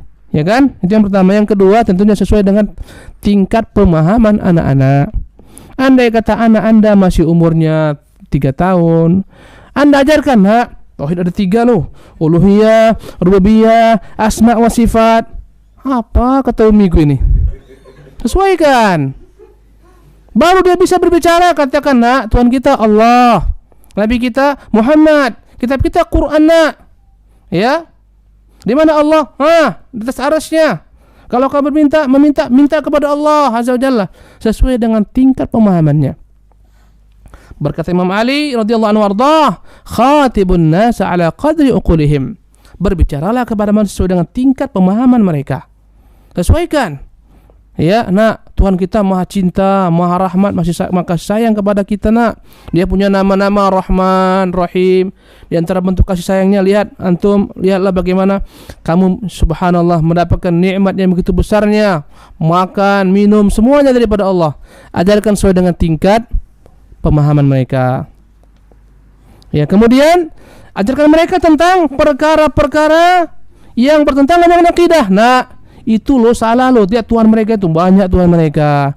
Tuhan kita satu saja, nak. Lihat Tuhan mereka itu berbentuk wujud, Masya Allah. Tuhan mereka itu mereka buat sendiri. Tuhan mereka tidak bisa mendengar. Ajarkan kepada mereka secara perlahan-lahan sesuai dengan tingkat akal mereka. Kemudian nomor 2, apakah setiap seorang muslim yang melakukan kekufuran langsung dihukumi kafir? Tidak. Ibnu Taimiyah mengatakan, barang siapa diketahui keislamannya dengan yakin, harus pula diketahui ketika dia keluar Islam dengan keyakinan. Kaidah dalam agama kita, laisa kullu man waqa'a fil kufri waqa'a 'alail kufru. Intinya, bukan setiap orang yang terjerumus, tergelincir kepada kekufuran dihukumi kafir. Laisa kullu man waqa'a fi syirki waqa'a syirku 'alaih. Bukan setiap orang melakukan kesyirikan dihukumi musyrik. Ini harus antum paham. Kalau tidak, bahaya. Pulang antum ke negeri antum, semua antum akan mengkafirkan kaum muslimin. Ya. Jadi saya katakan tidak setiap orang yang melakukan perbuatan kekufuran dihukumi kafir. Jika dia seorang muslim, kita tahu dia seorang muslim. Tidak semua orang muslim melakukan kesyirikan dihukumi dia musyrik, keluar dari Islam. Subhanallah. Kenapa demikian? Jawabannya, karena dalam perkara akidah kita nggak boleh tergesa-gesa menghukumi seorang. Oh, ini antum misalnya pulang ke negeri antum, nampak orang datang ke dukun, ya banyak di negeri kita, langsung antum katakan kamu kafir. Nggak boleh. Antum pulang ke negeri antum, datang ke kuburan yang dikeramatkan, ya beribadah di sana, menyembelih di sana, nggak boleh antum katakan kamu kafir. Nggak boleh. Hei fulan, kamu kafir, nggak boleh. Harus dibedakan al-hukmu 'alal itlaq, menghukum secara mutlak general, dan al-hukmu 'alat ta'yin, menghukum secara per individu. Antum hanya boleh mengatakan ya menyembelih untuk selain Allah dia kafir, yang berdoa kepada selain Allah dia kafir. Tapi ketika ada orang melakukan demikian, nggak boleh antum katakan kamu kafir, nggak boleh. Kenapa demikian? Karena namanya ya takfir, menghukum manusia dengan kata kafir memiliki beberapa syarat. Ya, namanya syurutut takfir, syarat mengkafirkan seseorang. Pertama, al-ilmu. Orang akan dikatakan kafir ketika dia mengetahui perbuatan tersebut kafir, tetap dia lakukan. Al-ilmu, meyakini perbuatan tersebut kafir, tetap dia lakukan. Subhanallah. Jadi al-ilmu berarti apa kebalikan al-ilmu? Al-jahlu. Andai kata ada orang Islam yang melakukan perbuatan kekufuran, mengatakan kata-kata kufur, tapi dia nggak tahu, karena dia nggak tahu itu kafir, nggak tahu dia itu musyrik, tidak boleh kita kafirkan. Paham? Saya tanya sama antum, kalaulah ada orang mengatakan saya ini Allah, Tuhan, engkau Allah, hamba, kafir nggak ini? Perkataan ini. Dia katakan saya ini Tuhan, engkau hamba saya, kafir nggak? Perkataan ini kafir nggak? Perkataan kafir. Tetapi tahu nggak antum, Rasulullah menyebutkan lallahu asyaddu farhan bi taubati abdihi min hadza. Ya, sesungguhnya Allah lebih menyukai, menyenangi taubatnya seorang hamba daripada seseorang ini. Ya, seseorang yang dia di tengah padang pasir membawa untanya, lengkap dengan segala macam bekalnya. Kemudian dia tamatkan untanya di bawah naungan pohon yang rindang, dia pun tidur. Ketika dia tidur dan terjaga tidurnya, ternyata untanya telah pergi meninggalkannya. Unta dengan semua bekalnya pergi. Maka ketika itu dia begitu stresnya. Kenapa? Di padang pasir nggak ada unta, di padang pasir nggak ada makanan. Kira-kira apa ujungnya? Kematian. Akhirnya dia pun pasrah. Dia pun pasrah menunggu ajalnya. Tidurlah dia menunggu ajalnya datang. Pasti kelaparan, pasti lama-lama akan menjadi apa? Binasa. Pasrah dia kepada Allah SWT. Tatkala dia tidur, terbangun sore harinya. Ternyata ketika terbangun, unta itu telah kembali lengkap dengan semua isinya. Rasulullah mengatakan alangkah senangnya dia, sehingga dia mengatakan ucapan sangat senangnya, Allahumma anta abdi ana rabbuk, ya Allah engkau adalah hambaku, saya Tuhanmu. Min syiddatil farah, karena begitu senangnya dia. Perkataan ini adalah perkataan apa? Kafir. Tapi orang yang tidak kafir, kenapa? Karena dia mengatakannya dengan tanpa sengaja. Berarti seorang itu akan dikatakan kafir ketika melakukan sesuatu, ya, atau mengatakan sesuatu dengan ilmu, keyakinan, dan dengan tujuan yang jelas, bukan tanpa sengaja keliru. Berarti andai kata orang melakukan kekafiran dengan kekeliruan, tidak boleh dikatakan dia kafir. Subhanallah. Saya tanya kepada antum, ada orang antum lihat sujud di depan patung. Nah, saya tanyalah, antum siapa namanya akhi ini? Antum yang ganteng Masya Allah pakai baju putih ini, siapa nama antum? Hah? Sami. Antum lihat ada orang sujud di depan patung. Kira-kira antum boleh kan? Ini di negeri kaum muslimin, dia pakai peci lobe, Masya Allah pakai serban, sujud di hadapan patung. Boleh nggak antum kafirkan dia? Langsung, kafir, boleh nggak? Kenapa? Di depan patung. Hah? Memang lagi sholat. Benar. Sujud dia. Kafir nggak? Antum bilang, Pak Yai, ini patung loh. Astagfirullahaladzim. Saya nggak tahu loh ini patung. Jangan bosannya patung itu nggak, dia kira ini sebagai sutroh. Mungkin nggak terjadi? Mungkin. Atau boleh jadi ternyata Pak Yainya buta, atau orang tersebut buta. Maka nggak boleh kita cepat mengatakan kafir sampai kita yakin dia mengatakannya dengan ilmu, ya, dengan niat, ya, bukan dengan kejahilan, bukan karena nggak sengaja, bukan karena salah, bukan karena ada syubhat. Kemudian tentunya juga harus ada namanya apa? Iqamatul hujjah, setelah sampai kepadanya hujjah bahwa perbuatan tersebut kafir. Boleh jadi ada orang-orang yang nggak tahu itu kafir karena ilmunya yang tidak ada, miskin. Maka harus ada keterangan ilmu, hujjah, ya. Jadi tidak mudah mengkafirkan seseorang, tidak mudah mengkafirkan kaum muslimin yang kita ketahui dia muslim, ya. Maka jangan kita kafirkan sampai kita benar-benar memiliki syarat-syarat untuk mengkafirkannya. Subhanallah. Jadi diantara andai kata mau disimpulkan kapan seorang itu akan dihukum kafir, ketika bulughul hujjah, sampai kepadanya hujjah, ya, fahmul hujjah, memahami hujjah tersebut, ya. Andai kata sampai tapi nggak paham, dia nggak bisa dikafirkan. Karena itulah banyak orang-orang yang memiliki keyakinan kufur seperti Mu'tazilah yang mengatakan Allah nggak memiliki sifat, nggak layak Allah memiliki sifat. Ini perkataan kafir, kufur. Sehingga berkata Ibnu Taimiyah rahimahullah kepada orang-orang Mu'tazilah, kalaulah saya mengatakan apa yang akan katakan, la kafartu, saya akan menjadi kafir. Walakinnakum la takfuruna indi, tapi kan semua enggak kafir menurut saya. Kenapa Ibnu Taimiyah tidak mengkafirkan mereka? Karena ada syubhat. Sampai-sampai Khalifah Al-Ma'mun mendukung Mu'tazilah. Sampai-sampai Khalifah setelahnya membunuh sebagian ahlu sunnah yang tidak mengatakan Quran makhluk. Tapi tidak ada yang mengkafirkan Al-Ma'mun. Tidak ada yang mengkafirkan Mu'tazilah. Kenapa? Karena mereka tergelincir karena apa? Syubhat. Subhanallah.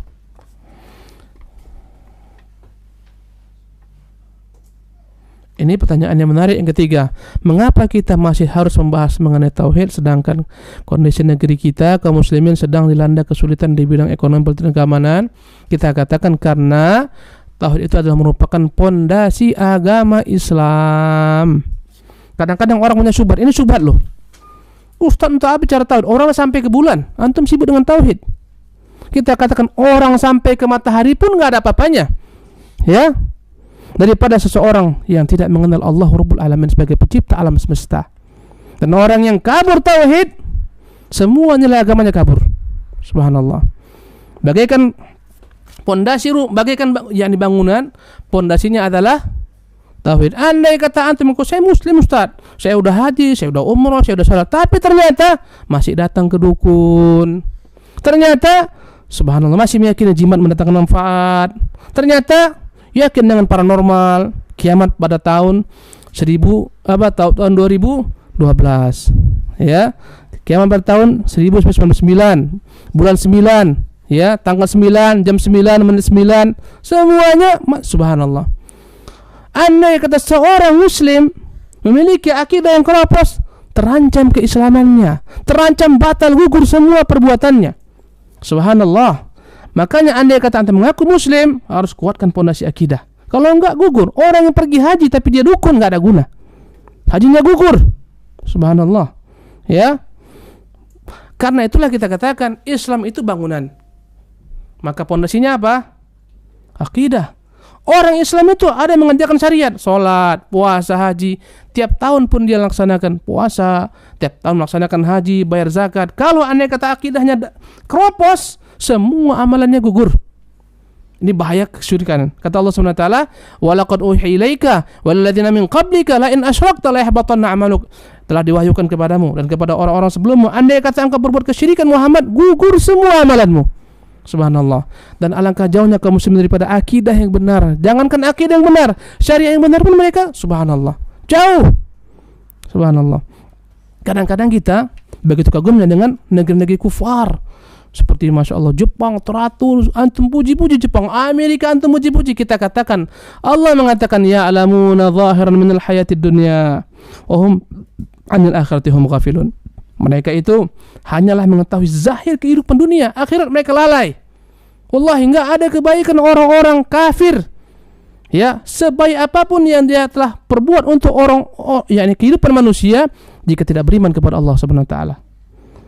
Maka antum melihat negeri kaum muslimin, di sana ada kemiskinan, negeri kaum muslimin ada kefakiran, negeri kaum muslimin keterbelakangan. Wallahi 1000 kali, 1.000.000 kali lebih baik daripada negeri-negeri kufar dan orang-orang kafir.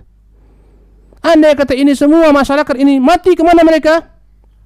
Neraka. Subhanallah. Enggak pernah keningnya ditundukkan sekali menyembah Allah Subhanahu wa taala. Jadilah mereka bagaikan bangkai-bangkai berjalan. Orang-orang beriman, subhanallah, sekalipun kita melihat bagaimana keterbelakangan kaum muslim tetap lebih baik. Dan kita katakan semua keterbelakangan kaum muslim karena akidahnya yang keropos, karena muamalahnya yang keropos, karena ibadahnya yang keropos, karena akhlaknya yang keropos. Maka kita katakan kejujuran kadang-kadang kita dapati ada negeri kufar, tidak ada pada negeri kaum muslimin, ya kan? Negeri-negeri yang korup mana? Negeri kaum muslimin. Apa yang salah? Agama kita? Tidak. Kenapa orang-orang kufar maju? Untuk melihat ke belakang, Eropa itu kapan maju? Ketika mereka tinggalkan agamanya. Kenapa mereka tinggalkan? Nggak masuk akal mereka. Tuhan 3 tapi satu tapi 3. Ya 3 in 1. Nggak masuk akal mereka, stres. Buku-buku kitab suci hanya dipegang oleh para pendeta mereka. Kaum yakni Nasara nggak boleh pegang. Kemudian mereka melihat bagaimana sombongnya, pongahnya para pendeta-pendeta mereka, stres mereka tinggalkan agama mereka. Sibuk mereka dengan segala macam ilmu pengetahuan, sehingga banyak di antara mereka yang tewas karena berhadapan dengan fatwa para pendeta-pendeta mereka. Sampai terbunuhlah siapa? Galileo dan jenisnya, menentang teori-teori yang telah menjadi dogma di gereja-gereja mereka. Stres mereka tinggalkan agama, maju mereka. Orang Jepang ini kenapa maju? Gak punya agama, gak ada batasan dan larangan. Karena agama mereka gak masuk akal. Subhanallah. Kaum muslimin melihat, oh Jepang maju, Amerika maju, ini karena mereka tinggalkan agama. Kalau Islam mau maju, tinggalkan agama. Udahlah, gak usah bicara akidah, ekonomi, gak usah bicara akidah. Kita bicara apa lagi tadi? Politik. Wallahi, semuanya bertumbuh daripada akidah yang salah. Kenapa pendahulu kita salafus saleh berhasil menundukkan dunia dengan apa? Akidah, pondasi dasarnya. Bagaimana kaum muslimin terpecah belah dengan berbagai macam ragam penyimpangan dalam akidah. Ketika diserang kaum muslimin di negeri Syam oleh orang-orang Tatar, subhanallah, hancur mereka. Kenapa hancur? Akidah. Ketika itu, subhanallah, terukirlah begitu indahnya syair yang mengandung kekufuran, kesyirikan, sehingga menjadi moto mereka. Apa syairnya? Ya khaifan minat tatar ludhu biqabri Abi Amr. Wahai orang-orang yang takut kepada Tatar, berlindunglah dengan kuburan Abi Amr. Ini simbol mereka. Ya. Wahai orang-orang yang takut dengan Tatar, berlindunglah kepada siapa? Kuburan Abi Amr. Ketika datang Tatar, mereka datang sibuk ke kuburan-kuburan dikeramatkan. Kata Ibnu Taimiyah, ini tidak akan mungkin kita dimenangkan Allah Subhanahu wa taala. Mustahil. Karena kemenangan datang daripada Allah, tidak akan diberikan kecuali kepada orang-orang beriman. Dan Allah mengatakan wa antumul a'launa, kalian yang tertinggi in kuntum mu'minin, Anda katakan beriman. Ya. Wa'adallahu alladziina aamanu, Allah berjanji kepada orang-orang beriman wa amilus shalihat, dan beramal saleh, la yastakhlifannahum, akan diberikan kekuasaan. Tatkala mereka beriman beramal saleh. Kalaulah iman kita kabur, enggak tahu arti iman, subhanallah, musibah. Andai kata kita enggak makan, apa ujungnya? Mati. Andai kata kita kafir, apa ujungnya? Neraka. Subhanallah. Bukan masalah kefakiran, bukan masalah akidah. Karena itulah sebagian orang mengatakan ala tauhid itu apa? Mari kita bahas politik. Politik yang ada pada kaum muslimin juga ternyata tidak seperti itu yang inginkan dalam Islam. Mari kita bahas ekonomi. Ternyata apa yang antum lihat, ekonomi kaum muslimin sekarang terjebak dengan segala macam sistem-sistem ribawi, kezaliman, jual beli yang gharar. Subhanallah. Ya terjebak kaum muslimin. Makanya kita katakan semuanya harus ada pondasi. Pondasi agama apa? Akidah. Karena itulah wajib kita belajar akidah yang benar. Walaupun kita nggak sampai ke bulan nggak ada masalah. Ya, yang penting akidahnya benar. Tayyib. Cukup ini nih. Anak ini banyak pertanyaan ya. Akhwat ya. Pokoknya antum berhentikan anak ya. Dalam kondisi dan situasi seperti ini, apakah seorang muslimah diperbolehkan buka hijabnya? Tidak boleh. Ya, antum sekarang perempuan pakai jilbab rupanya di sini disuruh buka, enggak kan? Ya kenapa antum buka? Subhanallah. Dengan alasan nanti saya dikucilkan. Kenapa antum tinggal di negeri seperti ini? Resiko antum. Bentuk komunitas. Antum buat komunitas antum. Ya, subhanallah. Andai kata antum malu sendiri pakai hijab, buat 2-3 orang dakwah ya muslimah di sini. Akhirnya enggak jadi aneh lagi. Subhanallah. Jadi antum dakwahi manusia supaya mereka juga merasa nikmat dengan dakwah tersebut. Jadi enggak ada masalah dalam perkara ini. Allahumma kecuali yang dia kata dipaksa, ya, diletakkan di kepala seorang perempuan. Kalau enggak kau buka jilbabmu ini saya tembak kepalamu ini. Ini darurat. Membolehkan seorang, ya. Saya kerja Ustaz. Andai kata saya pakai jilbab saya enggak diterima bekerja. Ya, kita katakan apakah hidup antum tergantungkan bekerja dengan satu perusahaan, antum cari kerjaan lain. Ya. Sebagian orang kadang-kadang gara-gara apa? Gara-gara dangkalnya iman. Sehingga akhirnya dia lepas agamanya. Apa contohnya? Perusahaan ini Ustaz, kami enggak boleh sholat. Kalau sholat dipecat. Jadi antum bagaimana? Ya terpaksalah saya enggak sholat. La ilaha illallah Muhammadun Rasulullah. Ini kerja apa subhanallah? Enggak ada apa-apanya dengan 2 rakaat sebelum subuh, khairan min dunya wa fiha, lebih baik daripada dunia seisinya. Itu 2 rakaat sebelum subuhnya. Bagaimana dengan subuhnya? Subhanallah. Kemudian misalnya ada lanjutannya lagi. Misalnya melakukan CT scan dan petugas seorang pria, ya. Andai kata perkaranya darurat, dibolehkan membuka aurat. Dalam perkara darurat dengan ketentuan syariat, ad-daruratu tuqaddaru biqadariha. Darurat disesuaikan dengan kadarnya. Andai kata perempuan harus dibuka sisi tertentu daripada auratnya, ya, maka enggak boleh semua dibuka. Hanya pada tempat tertentu, tentunya diiringi dengan mahramnya ada. Kalau andai kata mahramnya enggak ada perempuan lain yang bersamanya, jangan berkhulwat. Kaidahnya ad-daruratu tubihul mahdzurat. Keadaan darurat membolehkan yang tidak boleh. Tapi ad-daruratu tuqaddaru biqadariha. Ya, yang namanya darurat harus disesuaikan dengan kadar ketetapannya. Ya, andai kata antum misalnya harus makan babi, ya dan billah, kalau enggak mati kita. Semuanya enggak ada kecuali khamar, kecuali babi, antum harus makan dan minum. Tapi bukan untuk disimpan, bawa pulang. Nah, ada payah. Darurat katanya. Ya, apa itu darurat? Perkara jika tidak antum lakukan, antum binasa. Itu darurat. Ya. Kenapa antum pinjam uang di bank? Yalah Ustaz, darurat. Kenapa darurat? Nggak bisa rupanya antum bekerja, bekerja dengan harus tanpa meminjam uang dari bank. Bukan darurat. Terkadang orang terlampau mudah mengatakan apa? Darurat. Subhanallah.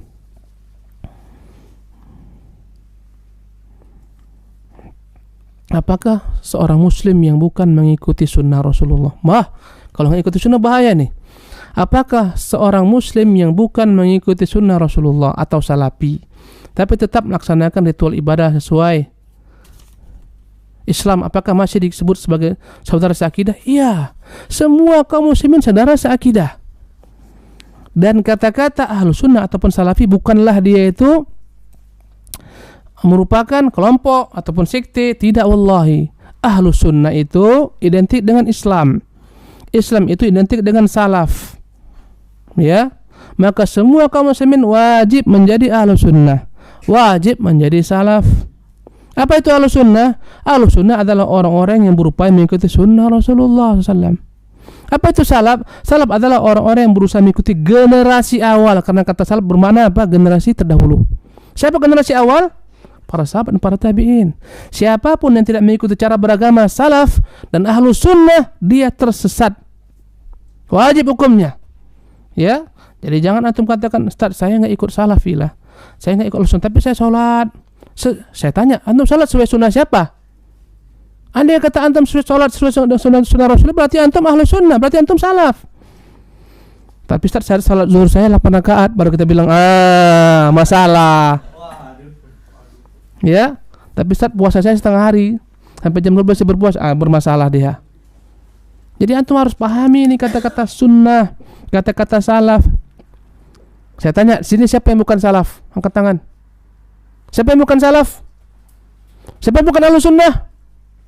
Kalau antum katakan, Ustaz, saya bukan salaf, berarti antum katakan, saya bukan muslim. Bahaya. Antum katakan, saya bukan ahlu sunnah, berarti antum bukan seorang muslim. Wajib semua orang menjadi ahlu sunnah dan menjadi pengikut salafus saleh. Walaupun kita mustahil dapat menyaingi mereka, menanding mereka, mustahil. Walaupun kita berusaha untuk mengikuti mereka, tapi menyamai mereka mustahil. Ya. Berkata Anas, saya mencintai Rasulullah, mencintai Abu Bakar, mencintai Umar, walaupun saya tidak akan mampu beramal sebagaimana amal mereka.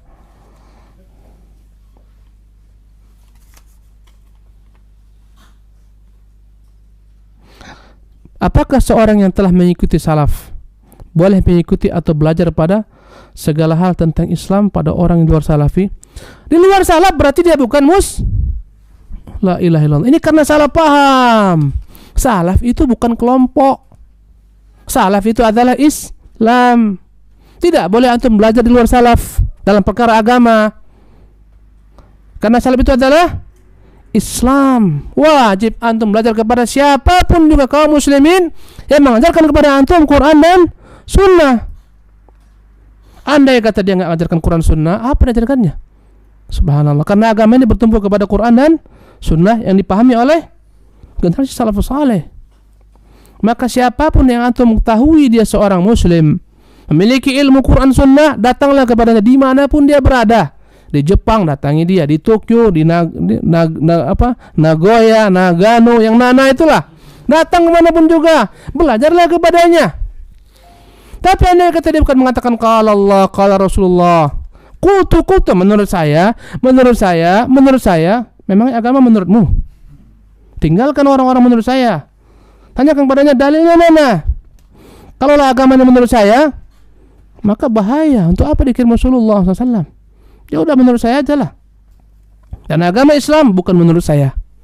Subhanallah.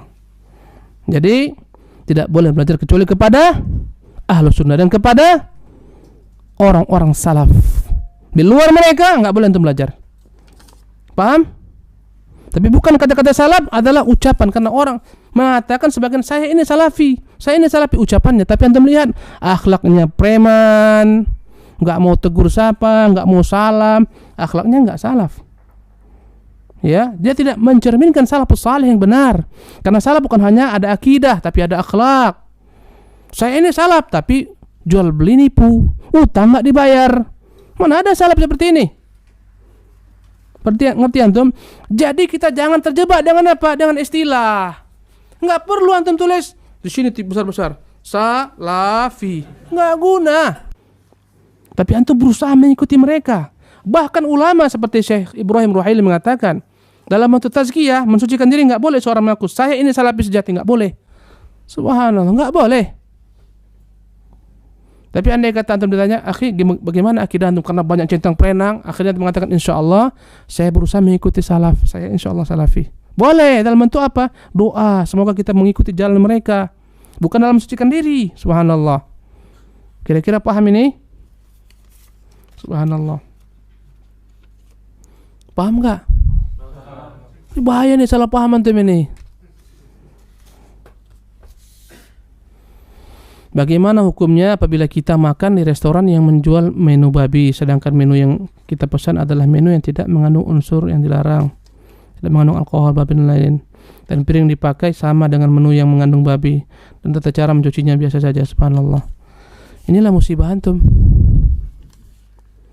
Bagaimana rela fitrah kita makan di piring-piring digunakan untuk perkara yang najis. Subhanallah, ya. Dan Rasulullah melarang kita, besok kita bahas, melarang kita menggunakan bejana-bejana orang-orang kufar, kecuali dengan mencucinya terlebih dahulu. Ada panduan mencucinya. Subhanallah. Dan alangkah sulit mencuci bejana mereka. Antum bawa pasir kemana-mana payah kan? Masuk restoran mereka, pasir, payah. Maka jangan makan di tempat-tempat seperti itu yang semuanya subhanallah. Ya memang dia ada memang yang tidak haram kan. Tapi mungkin dimasak di tempat yang haram. Maka kemarin akhi Anum anak tanya, akhi, ketika kita beli nasi apa kemarin? Nasi apa? Onigiri. Saya bilang masaknya gimana akhi? Apakah mungkin mereka itu periuk-periuknya digunakan? Insyaallah enggak Ustaz. Ya udah saya makan. Subhanallah. Jadi andai kata antum ragu, tinggalkan. Ya, ragu tinggalkan. Antum bawa kemana makan sendiri. Kecuali keadaannya apa? Darurat. Kemarin kami pergi, subhanallah, khairun. Kita enggak dapat Muslim food. Dihidangkan kepada kita daging, dikasih kita burger. Kita nengok aja cuman gini. Terakhir kita pesan apa? Order hanya sekedar inilah, jus, orange juice, 2 kali orange juice lagi, ada buah itu makan. Itu semua kita nengok-nengok aja. Dan itulah Islam, subhanallah. Dia enggak mau masuk kepada sesuatu yang haram. Ya. Wallahu tabaraka wa ta'ala alam. Satu lagi ya. Masya Allah. Mumtaz. Ustaz, apa perbedaan antara tauhid dan akidah? Tauhid hanya membahas tentang Allah SWT semata. Rukun iman ada berapa? 6. Pertama, beriman kepada Allah. Inilah dia namanya tauhid. Hanya membahas tentang Allah, tentang nama-namanya, tentang sifat-sifatnya, tentang uluhiyahnya, rububiyahnya. Itulah pembahasan tauhid. Adapun akidah mencakup segala sesuatu yang harus diyakini seorang hamba. Masuklah ke dalam akidah beriman kepada malaikat, kitab-kitabnya, rasul-rasulnya dan seterusnya. Jadi tauhid itu adalah bagian daripada apa? Pembahasan akidah. Akidah lebih umum. Beriman kepada adanya jin, meyakini adanya syaitan, meyakini adanya iblis, itu bagian daripada apa? Akidah. Tapi bukan bagian daripada tauhid. Insyaallah kita akan bahas nanti tentang masalah tauhid. Wallahu tabaraka ta'ala alam. Nah. Bagaimana hukumnya kalau percaya pada vonis pernyataan dokter, misalnya umur tinggal 6 bulan lagi dan sebagainya? Kita katakan umur di tangan Allah SWT. Ya, kata Allah SWT, "Wa ma tadri nafsun ma taksibu ghadan wa ma tadri nafsun bi ayyi ardin tamut." Tidak akan pernah ada jiwa mengetahui apa yang akan terjadi, apa yang akan dia lakukan esok hari.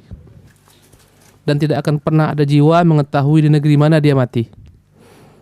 Ini adalah perkara-perkara gaib yang hanya Allah mengetahuinya.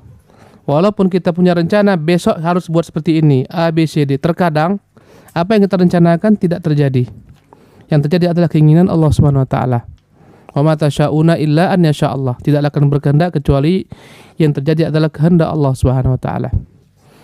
Kemudian ketika datang seorang ke rumah sakit, dokter memvonis, ini engkau stadium 4 nih. Usiamu paling lambat 3 bulan lagi dan seterusnya. Kita katakan ini perkara yang tidak layak seorang manusia menghukuminya. Boleh jadi lebih cepat daripada itu, boleh jadi dokter yang memvonis mati lebih dulu. Ya kan? Dan kita harus meyakini kebenaran Allah Subhanahu wa taala. Boleh jadi orang stadium 4, andai kata ada stadium 5 pun Allah sembuhkan, bisa. Ya, sebagaimana kisah subhanallah ada seorang yang tabrakan di Saudi sampai bertahun-tahun, sampai anaknya besar. Dia hidup hanya dengan istilahnya nyawa masih ada, tapi nggak bisa apapun juga. Tapi dengan ketentuan Allah Subhanahu wa taala akhirnya Allah sembuhkan dia. Baik.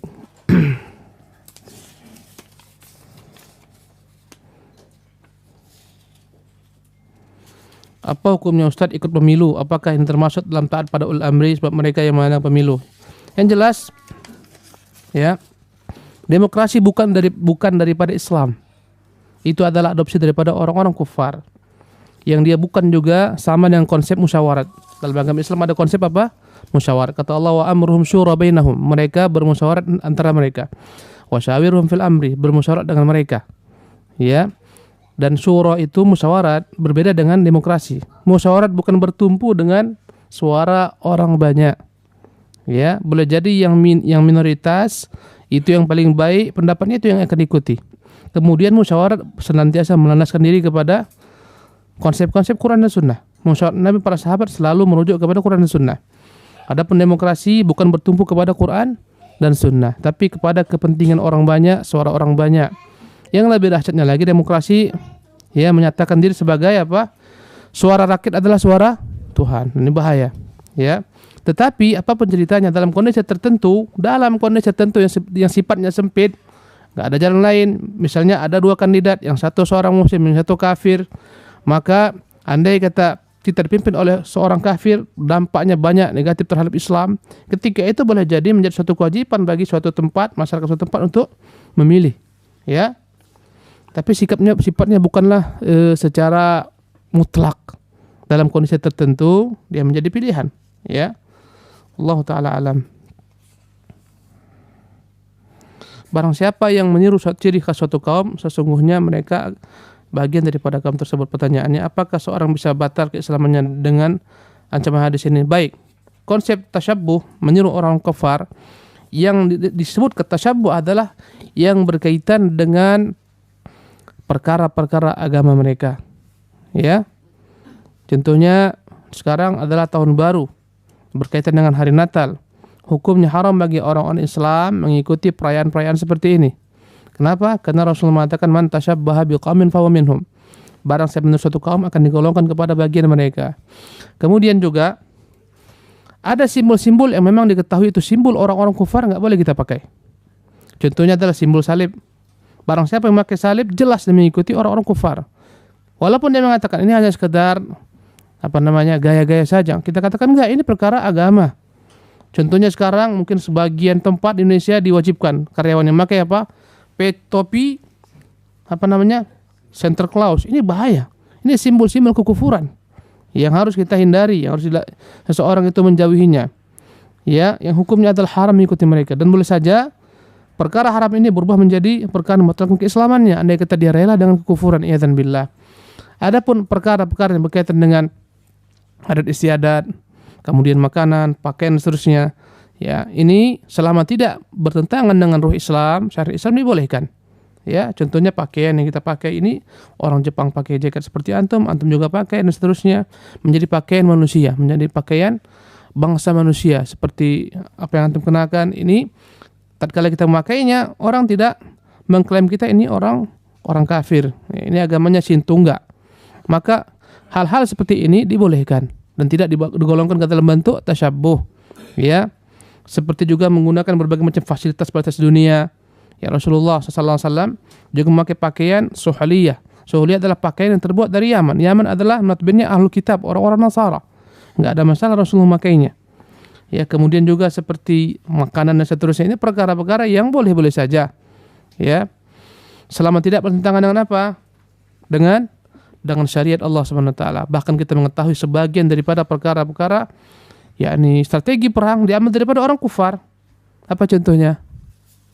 Perang Khandaq dari mana diambil? Salman Al-Farisi dari mana? Dari Persia. Ya, kita menggunakan semua fasilitas dunia ini, laptop, internet, ini orang-orang kufar yang makainya, membuatnya. Tapi dalam perkara ini kita tidak tercela makainya. Subhanallah, ini kemudahan Allah berikan kepada kita. Ya. Jadi yang disebut dengan tasyabbuh adalah perkara-perkara yang khusus atau spesial merupakan simbol-simbol kekufuran. Ini yang kita dilarang mengikutinya. Yang terkadang sebagian berkaitan dengan niat. Contoh, belajar bahasa Jepang, belajar bahasa Inggris. Ya, apa niat Anda? Anda kata niat untuk berbangga-bangga dengan Inggris, orang Amerika, berbangga-bangga dengan orang Jepang. Yang mereka itu adalah orang-orang kufar, kita kena. Ya, sehingga akhirnya ketika dia bicara seolah-olah subhanallah, dia menunjukkan dia bangga dengan kekufuran, bangga dengan negeri kufar, bangga dengan orang kafir, kena dia. Ada yang kata dia belajar bahasa Jepang, belajar bahasa Inggris, belajar bahasa Prancis, seterusnya. Bukan itu, tapi untuk kemaslahatan, ilmu pengetahuan dan seterusnya. Karena itulah Rasulullah perintahkan salah seorang sahabatnya yang bernama Zaid bin Harithah mempelajari bahasa Yahudi. 3 hari dia sempurnakan. Kata Rasulullah, sesungguhnya orang Yahudi orang yang selalu membuat tipu daya. Enggak aman surat-surat yang datang kepada kita. Hendaklah kalian mempelajari bahasa mereka. Maka dipelajari bahasa tersebut. Jadi tergantung kepada niat. Sampai kepada pakaian, makanan seterusnya. Andai kata kita memakannya karena bangga, ya cara bermuamalah, ya kita bangga mengikuti gaya-gaya mereka yang bertentangan agama Islam, kena. Ya, wallahu tabaraka taala alam. Pertanyaannya bagaimana status keimanan kekafiran orang-orang yang tidak pernah mendengar dakwah Islam? Misalnya seperti orang pedalaman. Mereka ini disebut dengan nama ahlul fatrah. Ahlul fatrah adalah orang-orang yang hidup tidak sampai kepada mereka syariat Islam. Ya, mungkin boleh jadi ada di suku tertentu di pedalaman, suku Asmat, suku Dani dan seterusnya. Mungkin di tempat-tempat tertentu yang jauh daripada masyarakat perkotaan, mereka tidak pernah dengar tentang Islam. Maka mereka ini disebut dengan nama ahlul fatrah. Dan pendapat yang paling benar, hari kiamat mereka akan diuji Allah Subhanahu wa taala. Ya, dan Allah telah mengetahui ke mana tempat mereka, surga atau neraka. Tapi ujian ini adalah sekedar menegakkan hujjah. Orang-orang seperti ini Allah Subhanahu wa taala akan siapkan untuk mereka hari kiamat api. Allah katakan masuklah. Yang mereka masuk ke dalam api berarti dia masuk surga. Ya. Tapi yang dia berlari kata Allah Subhanahu wa taala ini sebagai hujjah, ya, sebagai alasan di dunia kalian tidak akan pernah taat kepada Allah Subhanahu wa taala. Ya. Jadi ini pendapat di antara pendapat yang banyak yang paling dekat kepada kebenaran, dan ada di sana athar atau riwayat yang mendukungnya. Orang-orang yang tidak pernah mendengar dakwah, anak-anak orang kafir yang mati kecil, dan itu khilaf dalam ulama. Ya, orang-orang yang lemah akalnya, idiot, seterusnya, mereka semua akan dikumpulkan bersama. Orang-orang gila, dan Allah Subhanahu wa taala uji mereka untuk memasukkan mereka ke dalam surga atau ke dalam neraka. Insyaallah, mafhum ya.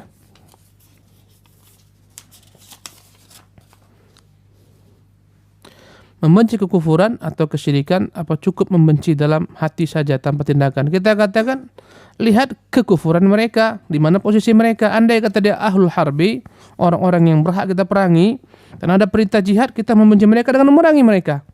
Andai kata mereka tetangga kita, ahlul dhimmah, ya, maka kita membenci mereka, agama mereka, dalam hati kita membenci mereka. Adapun muamalah, berusaha berbuat baik kepada mereka supaya menarik mereka kepada Islam dan seterusnya, ya.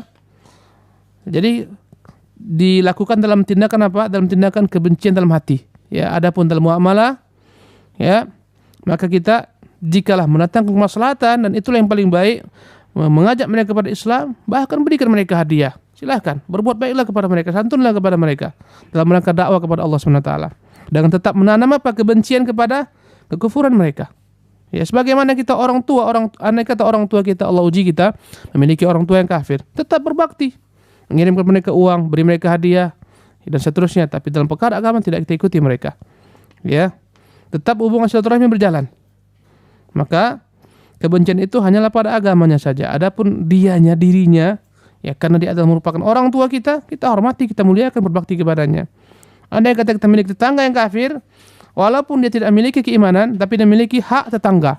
Hak tetangga untuk dihormati dan dimuliakan. Wallahu ta'ala alam.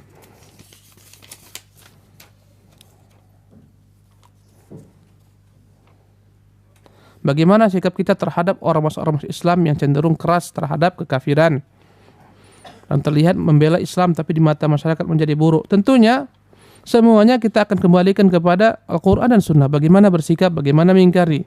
Andai kata dibentuk ormas kayak namanya LSM atau apapun juga, dan mereka ternyata dalam berdakwah tidak menempuh cara-cara Rasulullah SAW ajarkan. Dalam mengingkari kemungkaran juga mereka menyelisih cara-cara Rasulullah ajarkan. Maka mereka salah. Rasulullah mengatakan, man ra'a minkum mungkaran falyughayyirhu biyadihi. Barang siapa yang melihat kemungkaran, hendaklah dia rubah dengan tangannya. Andai kata enggak mampu, dengan lisannya, fa bilisani, wa in fa illam yastati fa biqalbi. Andai kata enggak mampu, maka dengan hatinya, wa dzalika dhaful iman. Dan itulah iman yang paling lemah. Andai kata kita melihat sebagian orang mengingkari kemungkaran, ya, dengan tangannya, kekuatan. Misalnya ada tempat-tempat diskotek, dia yakni datangi ramai-ramai, dihancurkan, ini adalah perkara yang menyelisih agama Islam. Karena bukanlah kewajiban mereka mengingkari demikian, bukanlah hak mereka, bahkan akan muncul peperangan, pertumpahan darah. Ya, maka ini perkara yang tercela. Tidak seperti itu agama Islam inginkan. Setiap orang harus melihat di mana porsi dirinya.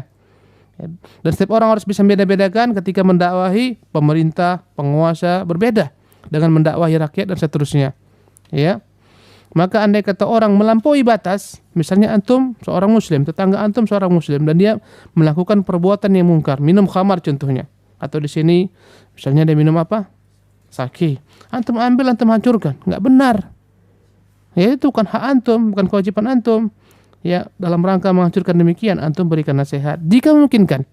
Andai kata khawatir karena antum lihat orangnya Masya Allah yang kejam, sangar, antum bicara akan kena tampar, ingkari dengan hati. Jadi tidak benar tindakan sebagian, apakah disebut ormas atau organisasi yang mereka dengan keras ya terhadap orang-orang kufar, bukan seperti itu maksudnya. Bukan pula kebenaran ketika sebagian daripada orang Islam karena kejahilannya bahkan mereka memberikan fasilitas bahkan dukungan kepada acara-acara keagamaan. Contohnya ini di Indonesia ada istilah Natalan. Sebagian daripada orang subhanallah kumpulkan ribuan orang untuk mengamankan Natal daripada sipil. Ya, daripada ormas tertentu. Mereka jaga gereja-gereja mereka seolah-olah ini adalah perkara toleransi yang kebablasan. Bukan seperti ini maksudnya. Bukan seperti ini maksudnya. Serahkan ke pengamanan kepada penguasa. Ngapain kita harus jaga rumah ibadah mereka dan seterusnya. Subhanallah. Ini bertentangan dengan agama Islam. Ya. Mengatakan saja selamat Natal itu masalah besar. Ya. Bagaimana pula ketika orang menjaga acara tersebut dan seterusnya. Kemudian apa syarat seorang disebut sebagai orang musyrik? Nanti kita akan bahas insyaallah. Apakah setiap orang yang datang minta di kuburan kita hukum musyrik? Tadi saya telah terangkan, bukan setiap orang yang tergelincir kepada kekufuran dihukumi kafir. Tidak setiap orang tergelincir dalam kesyirikan dihukumi musyrik. Tapi jika telah sampai kepadanya ilmu, tegak hujjah dan dia paham tapi tetap ngeyel, setelah datang penguasa mengatakan ini perbuatan kufur, ini perbuatan syirik, bertobatlah kepada Allah, didatangkan ulama dan seterusnya berhujjah, tetap dia enggak mau ngeyel, barulah dia dihukumi apa? Murtad. Itu pun diberi tempo 3 hari berpikir ulang. Jadi enggak mudah mengkafirkan orang, wallahi. Ya, mengkafirkan orang itu enggak mudah, harus ada dalilnya. Mengkafirkan itu hak Allah SWT semata. Enggak boleh kita ambil hak Allah SWT, ya, kita tempatkan pada sembarang orang, kafir, bahaya. Negeri kaum muslimin dengan dalih ini pemimpinnya enggak berhukum dengan hukum Allah SWT. Berarti dia kafir. Semua rakyatnya kafir. Ini adalah pengkafiran yang sembarangan, yang tidak benar. Wallahu tabaraka ta'ala alam.